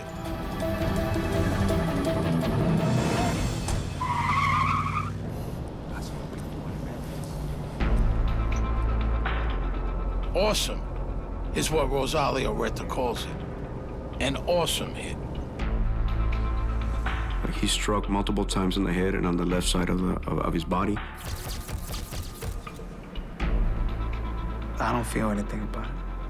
I don't feel there's nothing wrong, even though I know it's not what a normal person will do. Moises dies instantly, but he's not the only one Reta shoots. Some of the rounds go completely through him and strikes the passenger, which was the wife. 2 bullets hit Moises' wife. Miraculously, she and her unborn daughter are not badly hurt. Their son in the back seat is okay, physically anyhow. More than anything, it was more just the sheer panic and brutality of it, of seeing it happen right before your eyes, right next to you. She's deeply traumatized, but Moises' wife can describe the kid who shot her and killed her husband. She described the shooter and how it happened and how the shooter just got down, didn't say anything, just pulled out, you know, a gun and started shooting away. But more than anything, it was her physical description of the shooter, the young man with a lunar, which is a mole. In those days before he got his tattoos, that mole was the one thing that made Reta memorable. It will be the vital clue that gives a face to Moises Garcia's killer. Moises Garcia, a Laredo, Texas drug dealer, has met his fate in the parking lot of a tortilla stand. For Rosalio Reta and his fellow teenage sicarios, killing Garcia is just an afternoon's work. They flee the area, travel approximately 6 or 7 blocks from there, call some sicario friends to come and pick him up, and takes him to a safe house. The boys don't think Moises was important. They were wrong about that. And killing him in front of his family was a big mistake. Moises' wife got a good look. The kid with the gun had a mole on his face.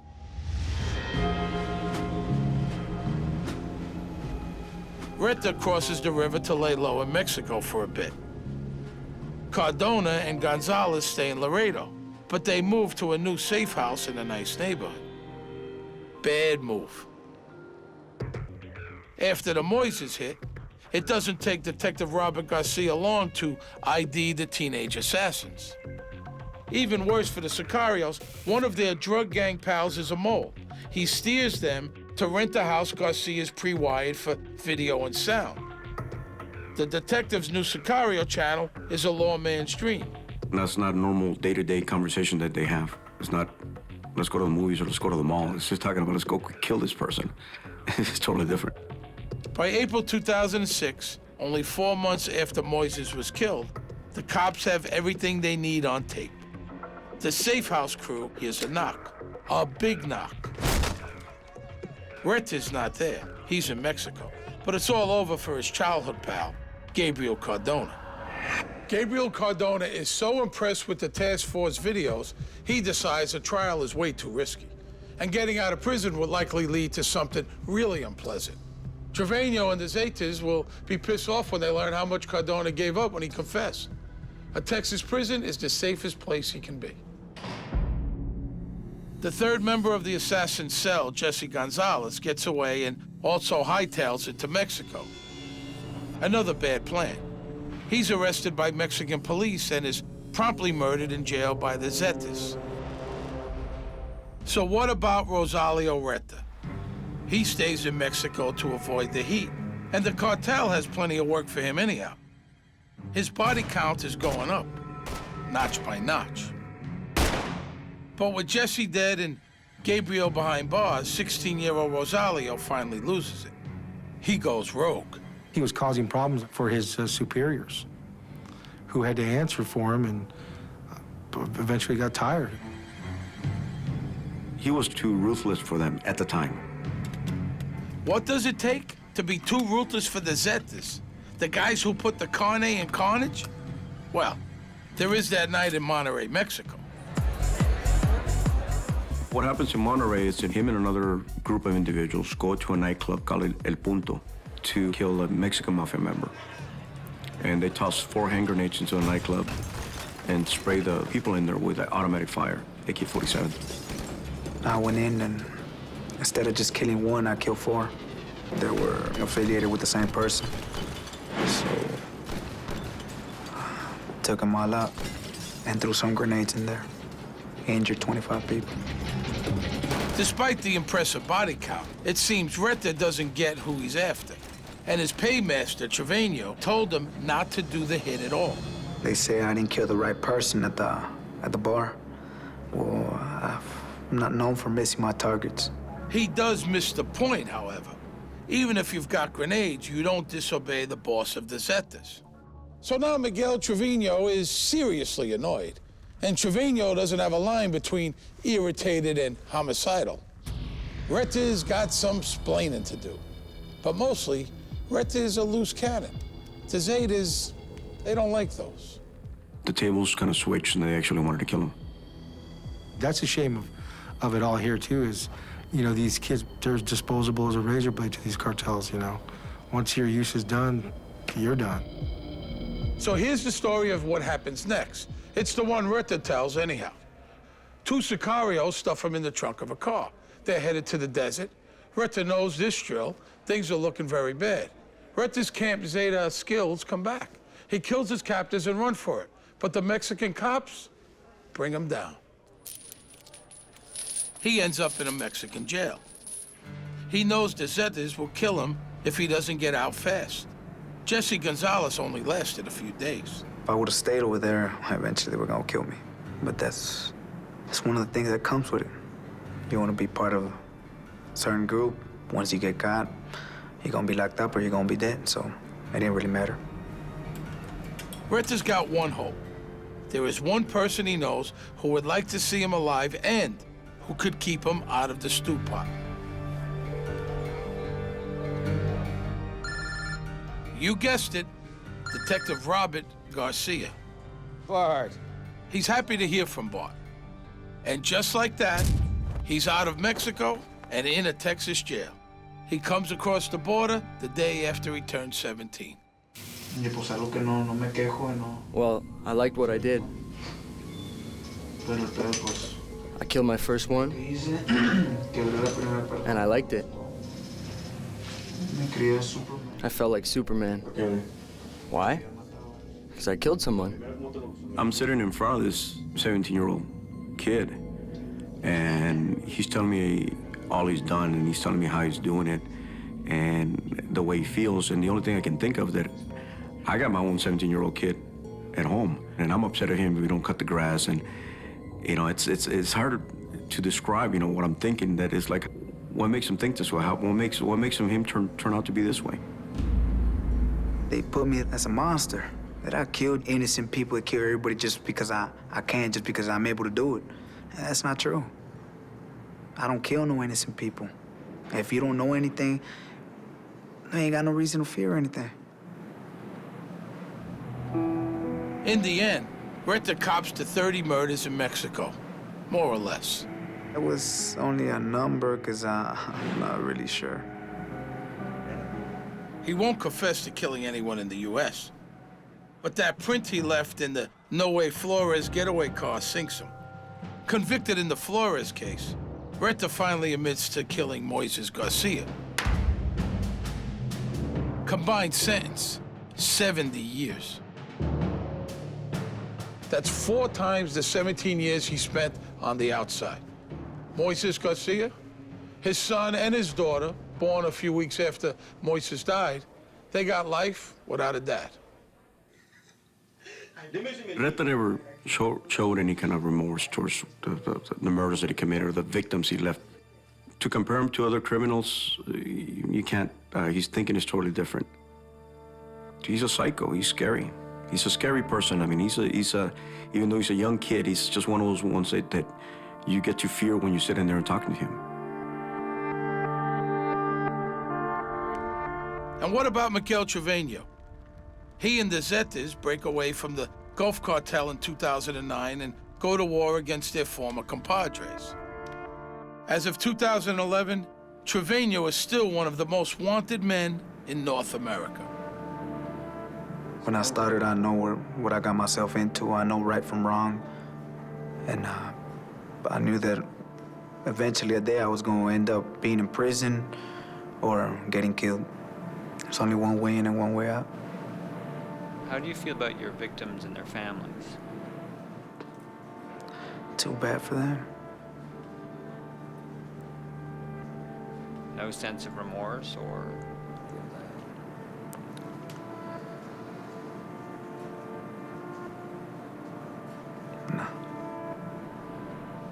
And that war over who gets the money that cascades south from American drug users, well, that's still going on. What's happening now makes Reta and Cardona look warm and fuzzy. And that, my friends, takes some doing. They say every marriage is a mystery. You never really know who you're walking down the aisle with. When I married Mike, I felt like I got a good deal on a used car. Susan thought she found the man of her dreams. But over the years, that man becomes every woman's nightmare. Mike was very suspicious, and it was never really clear where that anger was coming from. For nearly 20 years, Susan went to bed with the time bomb. Mike valued money and things over human life. So Susan wound up fighting for her life. She was on her knees when he's striking her from above. I could see in his eyes that he was here to kill me.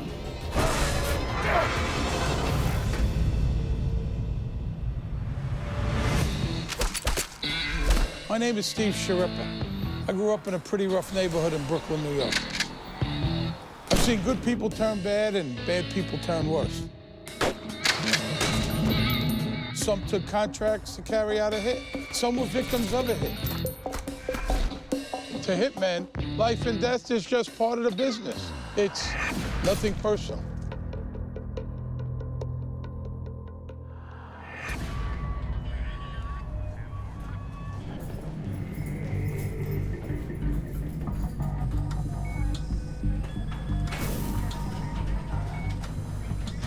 September 6, 2006, Portland, Oregon.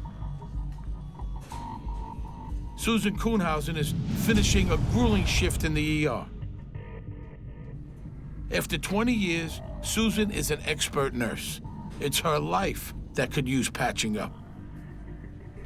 Her 17-year marriage has collapsed, and she's learning how to be single again. Learning how to live without her husband, Michael Kuhnhausen. But Michael has a different plan. He's hired a hitman to do away with his wife.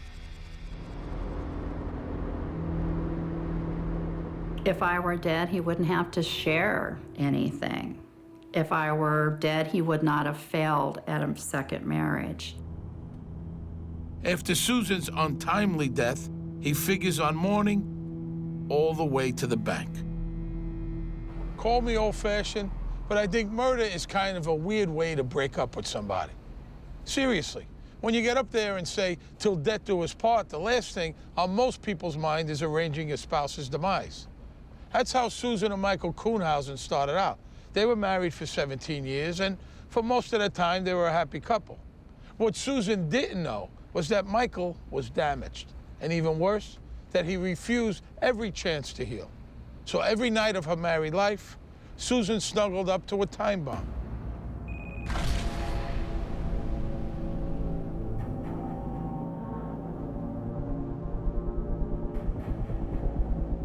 So how did years of family life end up with a corpse in the Kuhnhausen's hall?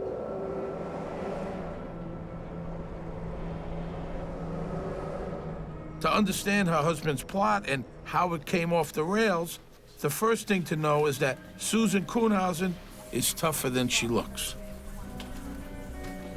To understand it all, we have to go back to 1988. Susan is working as an emergency room nurse.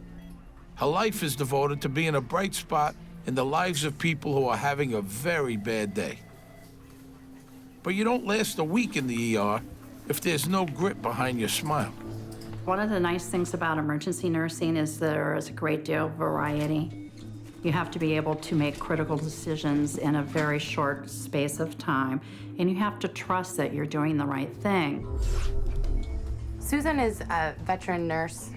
She seems to have a special way with all types, you know, the super sick, the super needy. She just has a really soft, good heart to take care of those types of patients. I really feel that that's one of the biggest advantages, is that people are very appreciative of what we do for them. All that caring can leave you longing for love when your shift is over. So at 33, Susan decides it's high time she starts looking for a little TLC of her own.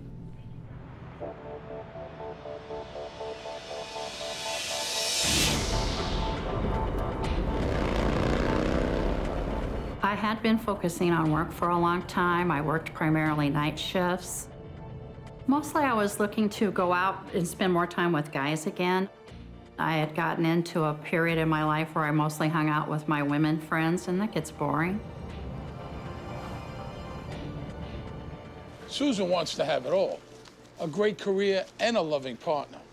Like a lot of people looking for love, she takes out an ad in the local paper. Susan's looking to cast a wide net.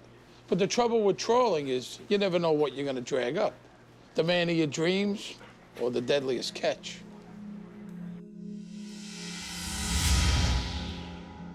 It said single white female, 33, overweight, but not over life. If you're interested in a bright, funny woman who wants to explore the Northwest, then give me a call, or answer my ad, something to that effect. I was nervous. I had not ever done anything at all like that. The best man in Susan's net is Michael Kuhnhausen. He's no Hollywood heartthrob, but he is kind and attentive. In their love story, Michael is a diamond in the rough. I don't want to say he looked like a biker, but just very kind of gruff looking. But after you get to know him and he gets to know you, then you get to see a different side.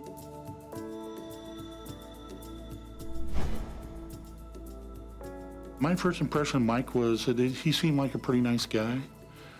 He's a little ragged, kind of biker-looking kind of guy. You know how people, when they're dating, they're always on their best behavior anyway, you know, and they're always nice to the family and that kind of stuff. It's not like Michael has no baggage, but Susan's professional specialty is patching up damaged people. Her whole life is devoted to turning dents and bruises into smiles and a good story. He's divorced, so what? A couple of kids? Hey, more people to love.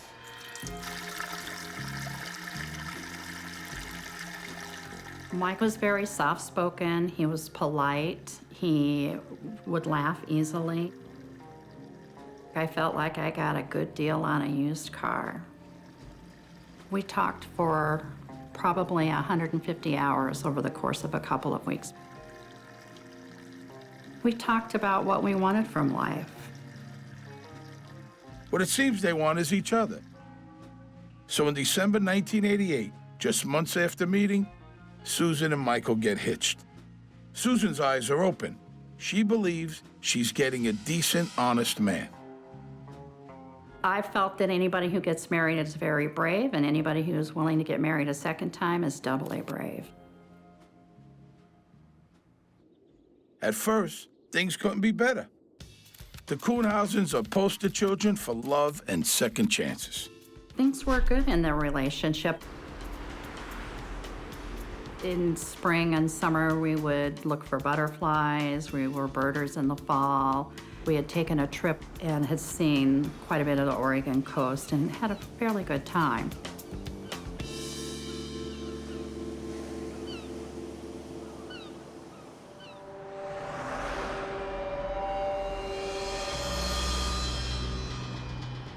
After a few years of marriage, Most couples settle into a routine.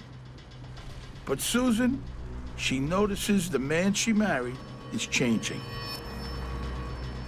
I felt that he was guarded and that he had been hurt before, and he was concerned about being vulnerable and possibly being hurt again. Something is clearly eating at Michael, and it's not good. He's becoming incredibly negative. He retreats from human contact, even with his wife.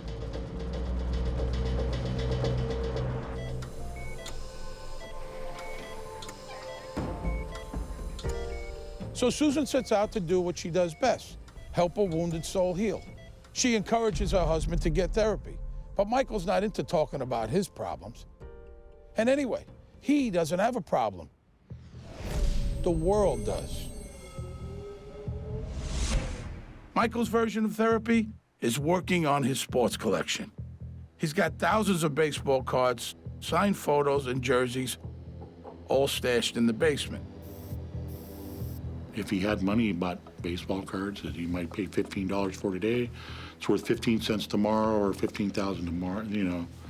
To him, he thought that was money.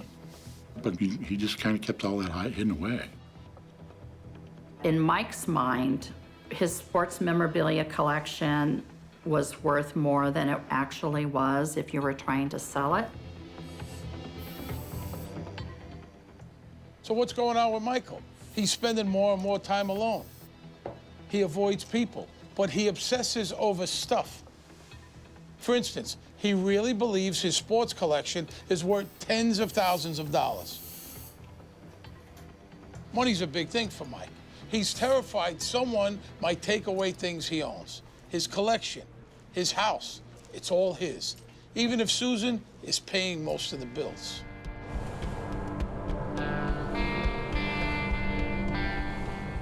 One thing about Mike is he always worked. But I don't believe Mike ever felt financially secure in our relationship because I brought more money into the home. He always scrutinized the accounts, so he would get anxious over small purchases that we could easily afford.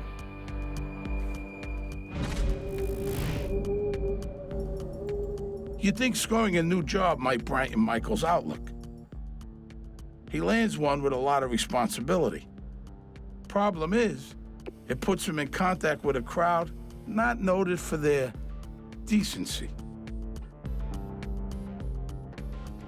He was the head of maintenance for a chain of adult entertainment stores here in Portland. He went to more than one store, so he was kind of like an overseer.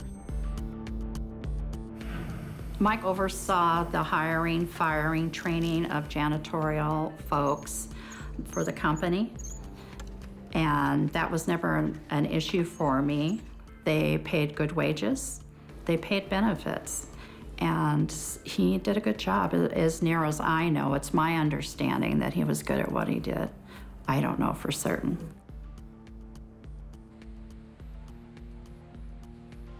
Michael might have started out as a caring and decent husband. But the doors of a pawn shop are often portals into a whole nother world. The more time Michael spends with people coming and going to and from that world, the more his own colors get darker and darker.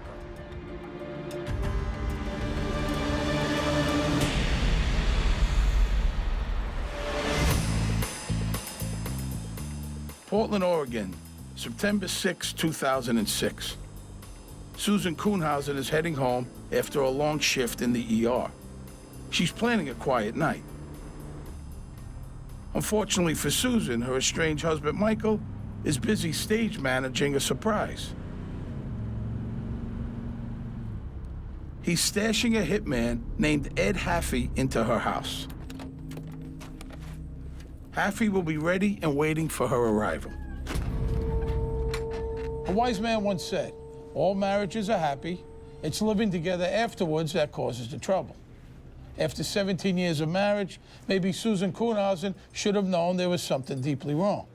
Thinking the best of people isn't a crime, but it can be dangerous.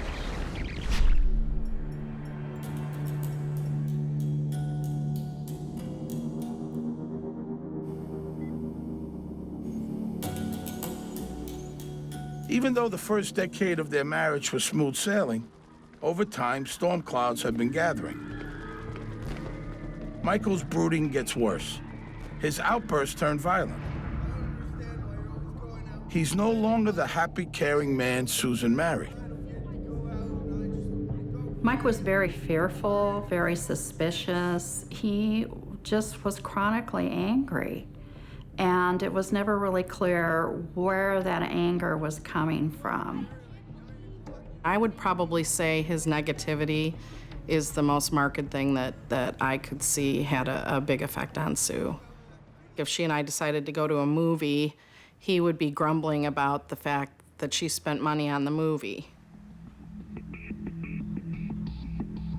Probably about 7 years into the marriage, it became clear to me that he was not going to be able to control his periodic outbursts of anger, that he was anxious on a chronic, everyday basis, and there was not anything that I could do about that for him. It's not that Susan hasn't been trying, but she's had to live through years of nasty spats. She's resigned to holding her tongue for fear of setting off his hair trigger. Now, I know what you're thinking. Every story has at least two sides. Susan's got lots of friends, but no one has much to say about Michael. The problem is, Michael is fixated on things he owns and things he can control.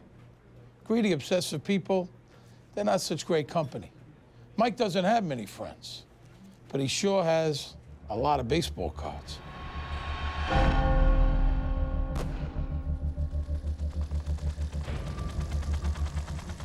By now, Susan's figured out one of the reasons Michael is disturbed. He's seen disturbing things. He's one of the 1.5 million Americans who fought the war in Vietnam.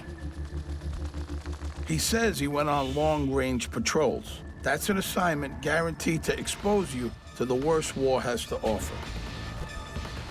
He never really talked about Vietnam. I've been around a lot of veterans. They either talk about it or they don't talk about it. He seemed to me one of those that didn't talk about it.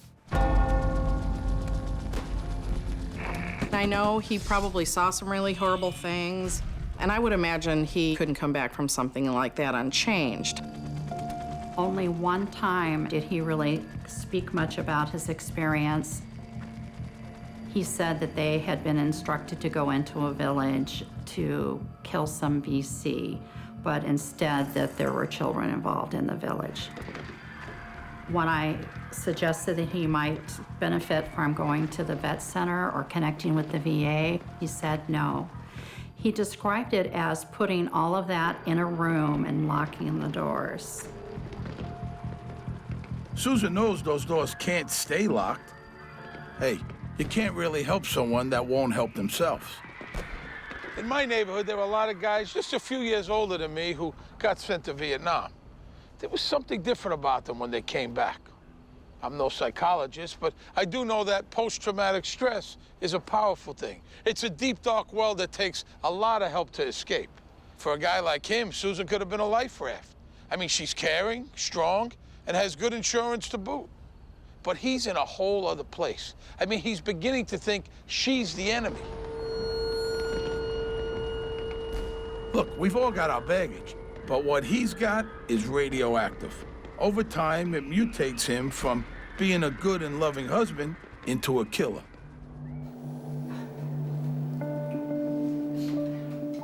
He always felt like that he didn't get a fair shake or a break in life, and that when things were not going well, that it was everyone else around him who had caused that to be for him.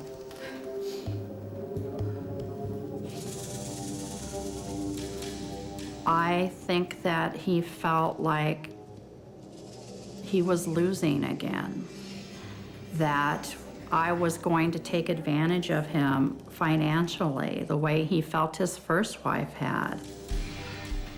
The problem is way deeper than Mike feeling mistreated. Michael and Susan are supposed to be a team, but now he's hoarding more than just his precious card collection. He was getting a bonus, I thought, at the end of every year for about $1,000. But I found out that, in fact, he had been getting $4,000 or $5,000 a year, but only telling me about $1,000. So my husband was hiding thousands of dollars from me every year.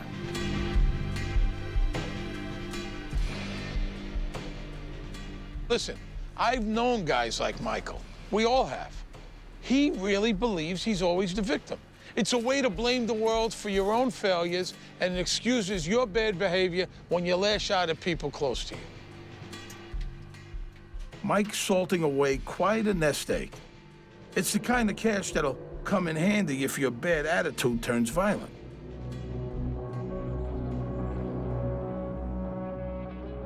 Eventually, Susan's had enough. To protect her own sanity, she tells Mike to get out. I wanted him to go. I felt like I was doing the work of the marriage. I felt that I did the work of trying to make a relationship for us that would work, and he was not being a part of that.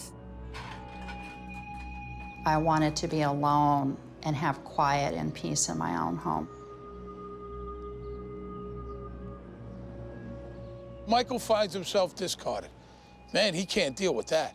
All of his pent-up rage, frustration, and feelings of persecution now have one focus: Susan, the woman who wants to take everything he has. She's the possession he can't control.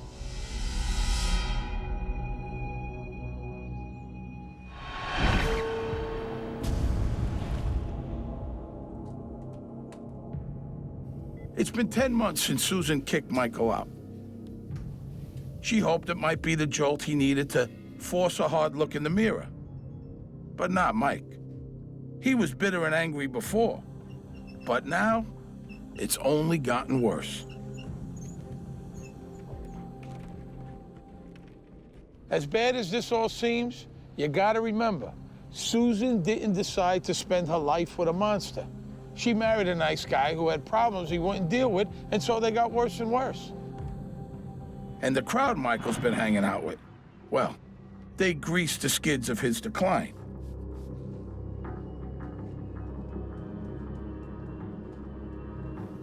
One of his janitors at the adult video store is a guy named Ed Haffey. Ed and Mike have become buds. Ed Haffey had been involved in a variety of different crimes stemming back almost 20 years. And when he got out of jail, he'd move between friends and friends just to get drugs. And when he owed people money, he'd move on. Ed Haffey's biggest issue is badness. He is a bad, bad guy. Where do I start? Drugs?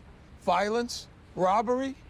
How about this? When his ex-girlfriend told the cops what he'd been up to, Haffey paid a guy to torture, kill her, and dump her body in the river. Like I said, a bad guy.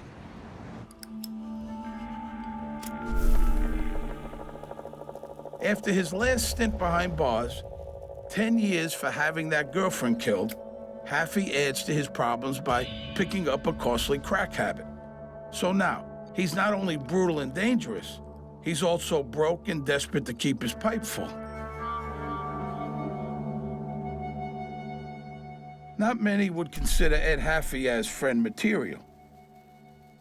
Just out of prison for a violent crime, the guy is a piece of work. But Ed and Mike do have things in common. Ed Haffey totally buys into the whole world is against me notion. In my experience, most lowlifes are dead certain their predicaments are the fault of just about anyone but themselves. If you ever needed proof that misery loves company, Exhibit A would be Mike and Ed. Ed Haffey and Mike Kuhnhausen had a lot of similarities. You know, they were both in the military. They knew each other because they worked together. So there was a lot of common ties between the two.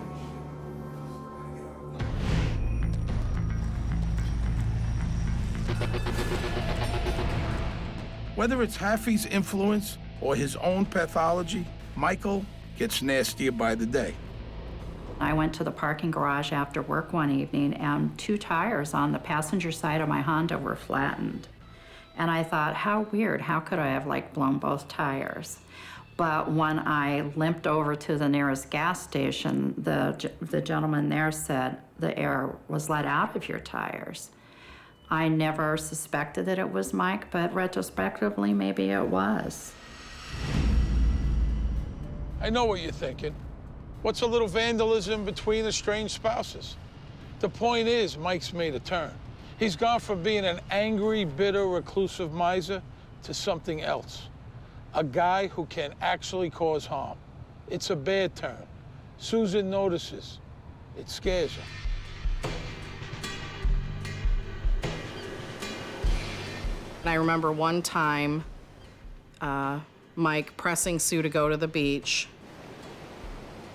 But my first thought was, you're not going alone with him, are you? Had he already been making plans for me to fall off of a cliff? You know, I don't know. I don't know. So around this time, Susan detects a hit on her finances. She and Michael still have a joint account. Suddenly, he's withdrawing lots and lots of cash. Now, Susan's been a hard worker all her life. I mean, she's no millionaire, but she's comfortable. The house is paid off, and so are the cars. She's got some savings, life insurance, and a nice pension fund. He had begun taking money out of our accounts, but I had no clue. I changed my life insurance to my brother and my mother's name. I think it was just, to keep some safety there, for herself, because she didn't really know. I don't think that she wanted to believe that anything could happen, but he had made several off-color remarks or made those staring looks at her. Susan's a nurse, a healer, but the first thing ER professionals learn about is triage. You don't waste your time on the ones you can't help. It's clear to Susan that her marriage is dead. She tells Michael there's no point in resuscitation. She wants a divorce. He told me early in our marriage he didn't want to be divorced again. When I told him that I was going to file for divorce, he said, "Wait, I need more time to get my head together." Now I know he needed more time to get the head together. For Michael, he thinks his life can't get any worse. But like they say in Portland, into every life, lots of rain must fall. He had lost his job, the job he had had for many years. Well, he seemed emotional. We think that everything was kind of falling out from underneath him. And the only way to get back was to get some money so he can stand up on his own. With no house, no job, and a wife who's had enough of his refusing to help himself, Michael Kuhnhausen is now forced to confront who's really responsible for everything going against him. You got it, Susan. But Mike's figured a way out. If Susan were out of the picture, he'd keep all his stuff and get a pile of money too. Trouble is, deep down, Mike's a coward. He's not gonna kill Susan himself. He's gonna hire his friend. And he might be spineless, but he's not brainless. Mike knows he'll need an airtight alibi. I think when Michael Kuhnhausen decided to solicit somebody for this, Ed Haffey had the background he was looking for. And when the opportunity came up, he'd been there before. He'd seen this before. This is something that wasn't new to him. It was just a matter of doing it. Susan has no idea that the man she loved and tried to save has decided to repay her by arranging for her murder.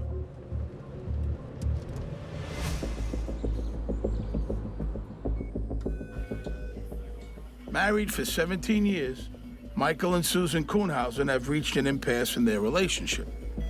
They each have a plan to solve their marital woes. Susan's pushing Michael to divorce court. He's thinking more of hammering her into an early grave. Marriage. Everybody has an idea how to make things better. In the summer of 2006, Susan's idea of splitting up is paying off for her. her friends notice that she seems happier and more relaxed. Sue did a lot better once Mike was out of the house. The removal of all that negativity just made a huge difference in her life. And I would describe Mike as just an unhappy, miserable person. Luckily, Michael's misery buddy is right there with him. Ed Haffey also got the pawn shop pink slip. Angry, broke, and desperate as Michael is, it's nothing compared to Haffey's discomfort. Crackhead, remember? You need cash to feed those cravings.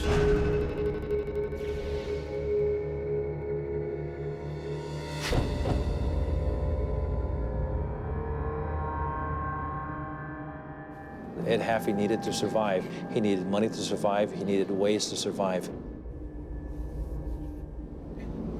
He incurred debts amongst the people that he lived, owing them rent, owing them money for drugs, and it just continued to build and build and build.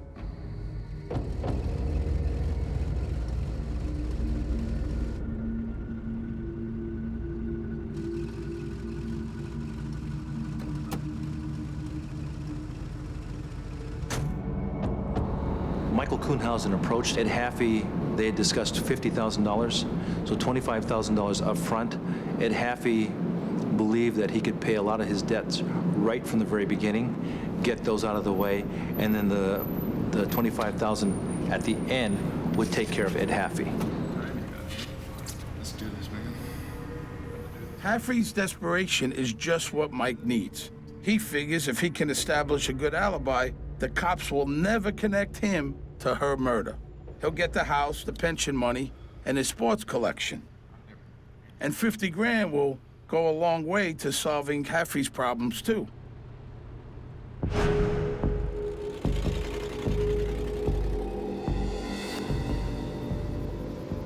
Some of Haffey's friends actually said that he started to pay off some of his debts before this thing happened.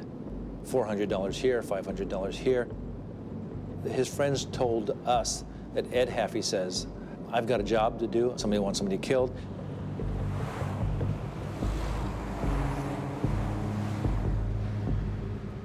But as they think through their plan, Mike and Ed have one worry: Susan's brother, James. He and Susan are real close, and he's sure to put two and two together. Mike and Haffey were watching me.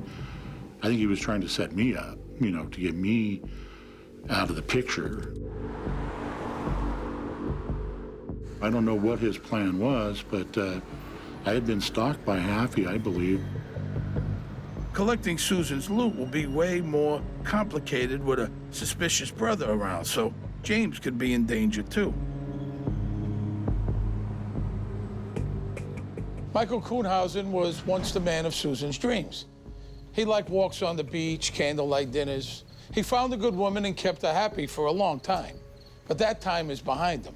He took a bad turn and he kept going. What matters to him now is control. Control of his things, his money, his house. Killing Susan gets him all of that. His transformation from loving husband to homicidal monster is complete.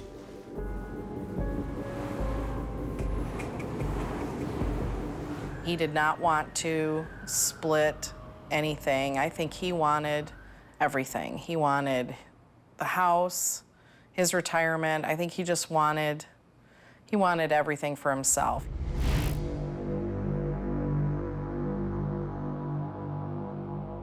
September 6th, 2006. The trap is set. Mike tells Haffey it's time to put the hammer down. Ed Haffey believed if there was any kind of resistance, Ed Haffey could take Susan Kuhnhausen.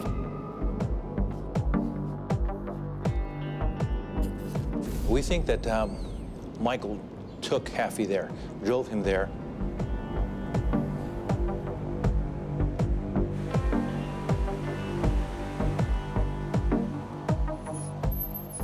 Susan never changed her alarm codes after she kicked Mike out, so it's easy for him to get in.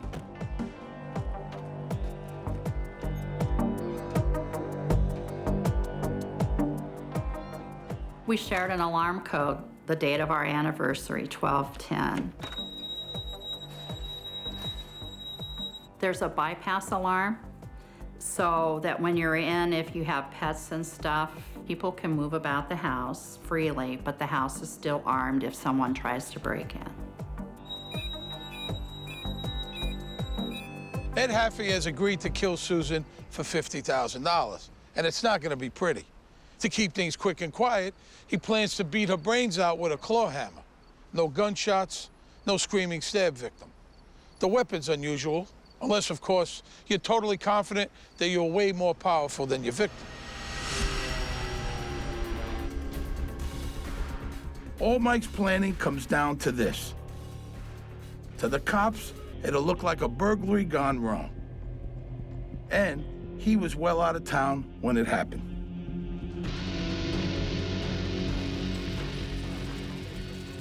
I went to work. It was a regular shift for me. It was a fairly busy day.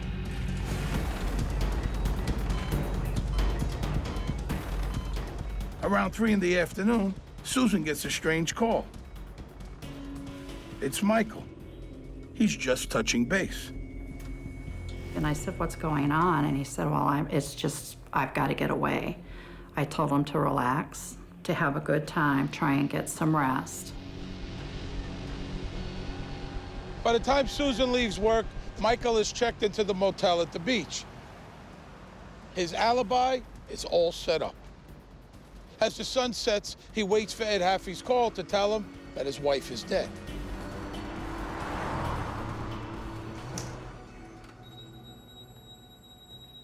So I came home and turned off the alarm. And I had found a note from Micah in the mud porch, so I placed it here with my other things. And then I just headed out towards the front to get the mail. And after getting the mail, I returned in and kicked off my Birkenstocks and rounded the corner towards my room to get out of my working clothes. And when I got here, I noticed that the door was almost closed instead of open, and the room was very dark. When I pushed the door back and stepped forward, my attacker began to hit me in the head and face with the hammer. I pushed into him. I said, "Who are you? What do you want? Get out of here." And he continued to hit me with the hammer. When I saw the look in his eye, I knew that this was something that was not foreign to him. Alone in her house with a desperate killer, Susan Kuhnhausen is fighting for her life.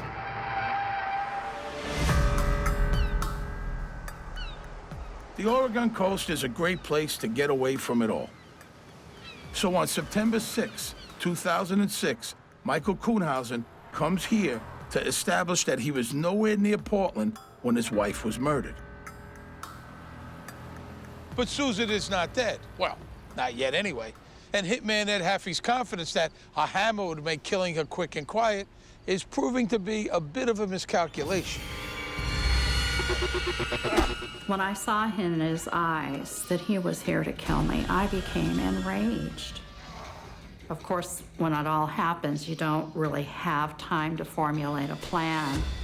What I did during the attack was, in me as a result of my nurse's training, I fought. And I knew that for whatever reason, he wanted to kill me. And I knew that I wanted to live. At one point, I got the hammer. My dad was a carpenter, and for self-defense, we had hammers. And he said, use the claw end, it works the best. And we were literally nose to nose, struggling over a hammer.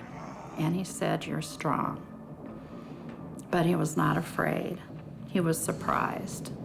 He's able to take the hammer back and push her down to the ground. So I believe she was on her knees when he's striking her from above. She said she reached behind him, grabbed his wallet, and tried to pull that wallet out of his pocket to toss it. She said if she wasn't going to make it, she wanted somebody to know who was here. So I began to bite him. I bit him on his arm, I bit him on his flank, I bit him on his thigh, and at one point when he was slightly turned, I bit him in his genitalia. My voice was gone. I became the weapon. I pushed him flat to the floor, and I got up on his backside, and I leaned forward, and I put my left arm under his neck, and I squeezed, and I said, "Tell me who sent you here, and I will call you an ambulance." I wanted him to be afraid, as terrified as I was, but he instead tried to flip me up off of his back. And that's when I leaned forward until he stopped moving. I wasn't sure whether he was unconscious or dead. But when he was still, I grabbed the hammer and I ran.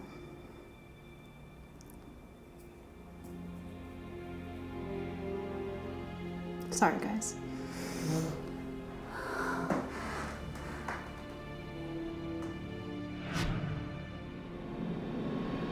Susan Kuhnhausen didn't play the role of a victim. Susan Kuhnhausen played the role of a survivor. Susan's badly beaten, but incredibly, she has survived. Ed Haffey, he didn't. "You're strong," were his last words. Paramedics rush her to the hospital. She winds up a patient in her own ER. I saw the ambulance, paramedics. I recognized both the paramedics because they'd come in before. And the female paramedic looked at me and said, "She beat his ass." I will never forget those words. Susan was very visibly upset, crying, talking about over and over that she killed him. And just to see her suffering and how devastated she was. They sent an officer to come and be with me. When I saw his face, the first thing I asked is he dead? And he said, yes, he is.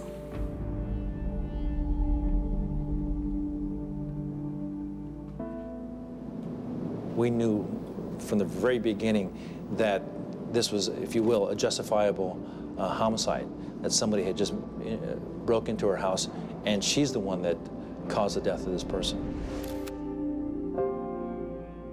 The cops discovered the note left by Mike. It is a key part in establishing his alibi.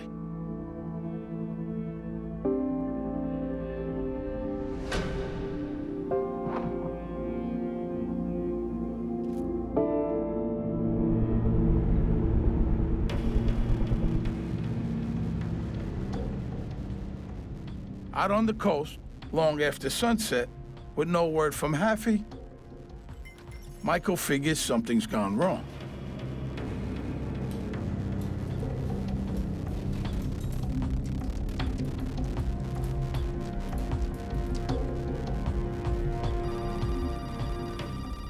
When I got home, my phone was ringing, and mind you, this is 1 or 2 o'clock in the morning, and I picked up the phone and it was Mike. And the hair just stood up on the back of my neck. He just started talking, but the first thing out of his mouth was, "What's going on? I've been at the beach for 3 days." It was just really odd. And it seemed kind of manic. He was just kind of saying, "I saw my house on the news. What's going on? Where's Sue? Nobody will tell me anything. I've called the hospital." And of course, I know that he's tried to call the hospital. I was just there, and they were purposefully not letting him know if she was there because, again, we just didn't really know what was going on. I think he was trying to put, his alibi out there.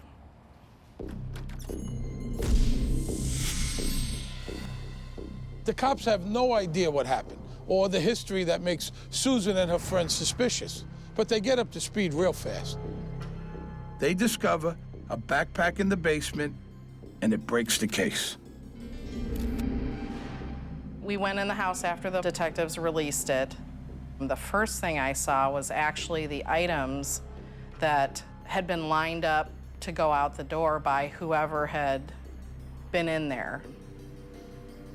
But when I looked at what those things were, they were the sports cards and Mike's football jersey that was framed. All these things were only things that Mike coveted.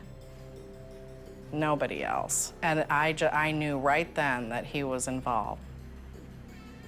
I was standing there looking at the sports memorabilia, and right in front of me was the backpack. I mean, I knew that backpack did not belong there. That backpack was Ed Haffey's. And in that backpack was some crucial evidence that we were able to tie to Ed Haffey and to Michael Kuhnhausen. We found a piece of paper in there that said, "Call Mike, need a letter." We immediately started putting two and two together with Ed Haffey and Mike Kuhnhausen. So the cops are pretty sure Michael put Haffey up to it. Trouble is, the cops don't know where he is, or even, God forbid, if he's coming back to finish the job. We learned shortly after that he purchased a gun before this incident. So we had to put in some kind of safety measures for Susan Kuhnhausen because she was still alive and a person of interest is still out there, possibly with a gun.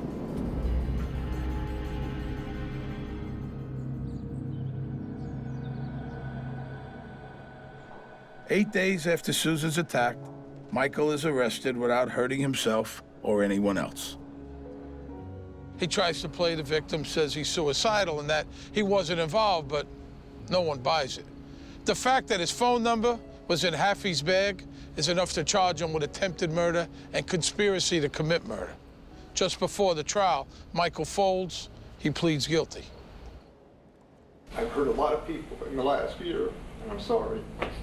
That's all I can say. He'd been with Susan for many years, and he knew a lot about her. But I think the things that really mattered in this situation was that he didn't know that she was a fighter. I think Michael only regrets that he's in jail and, you know, that he's not free to, you know, live his life the way he wants. I think that is his only regret. So in the end, Michael is sentenced to 10 years. Susan, the healer, has to live with the fact that she killed a man. She had to divorce Michael. He fought for every penny, but in the end, she got to keep the house and her pension. Oh, and his precious collection. Mike hung on to that. Susan doesn't miss that stuff, but she does live in fear of the day that Michael gets out. Money. His motivation was money. He wanted all the insurance, he wanted all the money, he wanted all the sports card. It was all about Mike. Mike wanted it all. But Mike couldn't get it all because Mike could not open up to accept anybody's care or love or anything like that. I am absolutely concerned about his parole. I believe that as soon as he is free, I run the risk of murder or murder-suicide. I know with certainty that it's a terrible thing to take another person's life. I don't know that you ever get over having killed another human being. I've always said I don't take any pride in what I did, but I also feel no shame.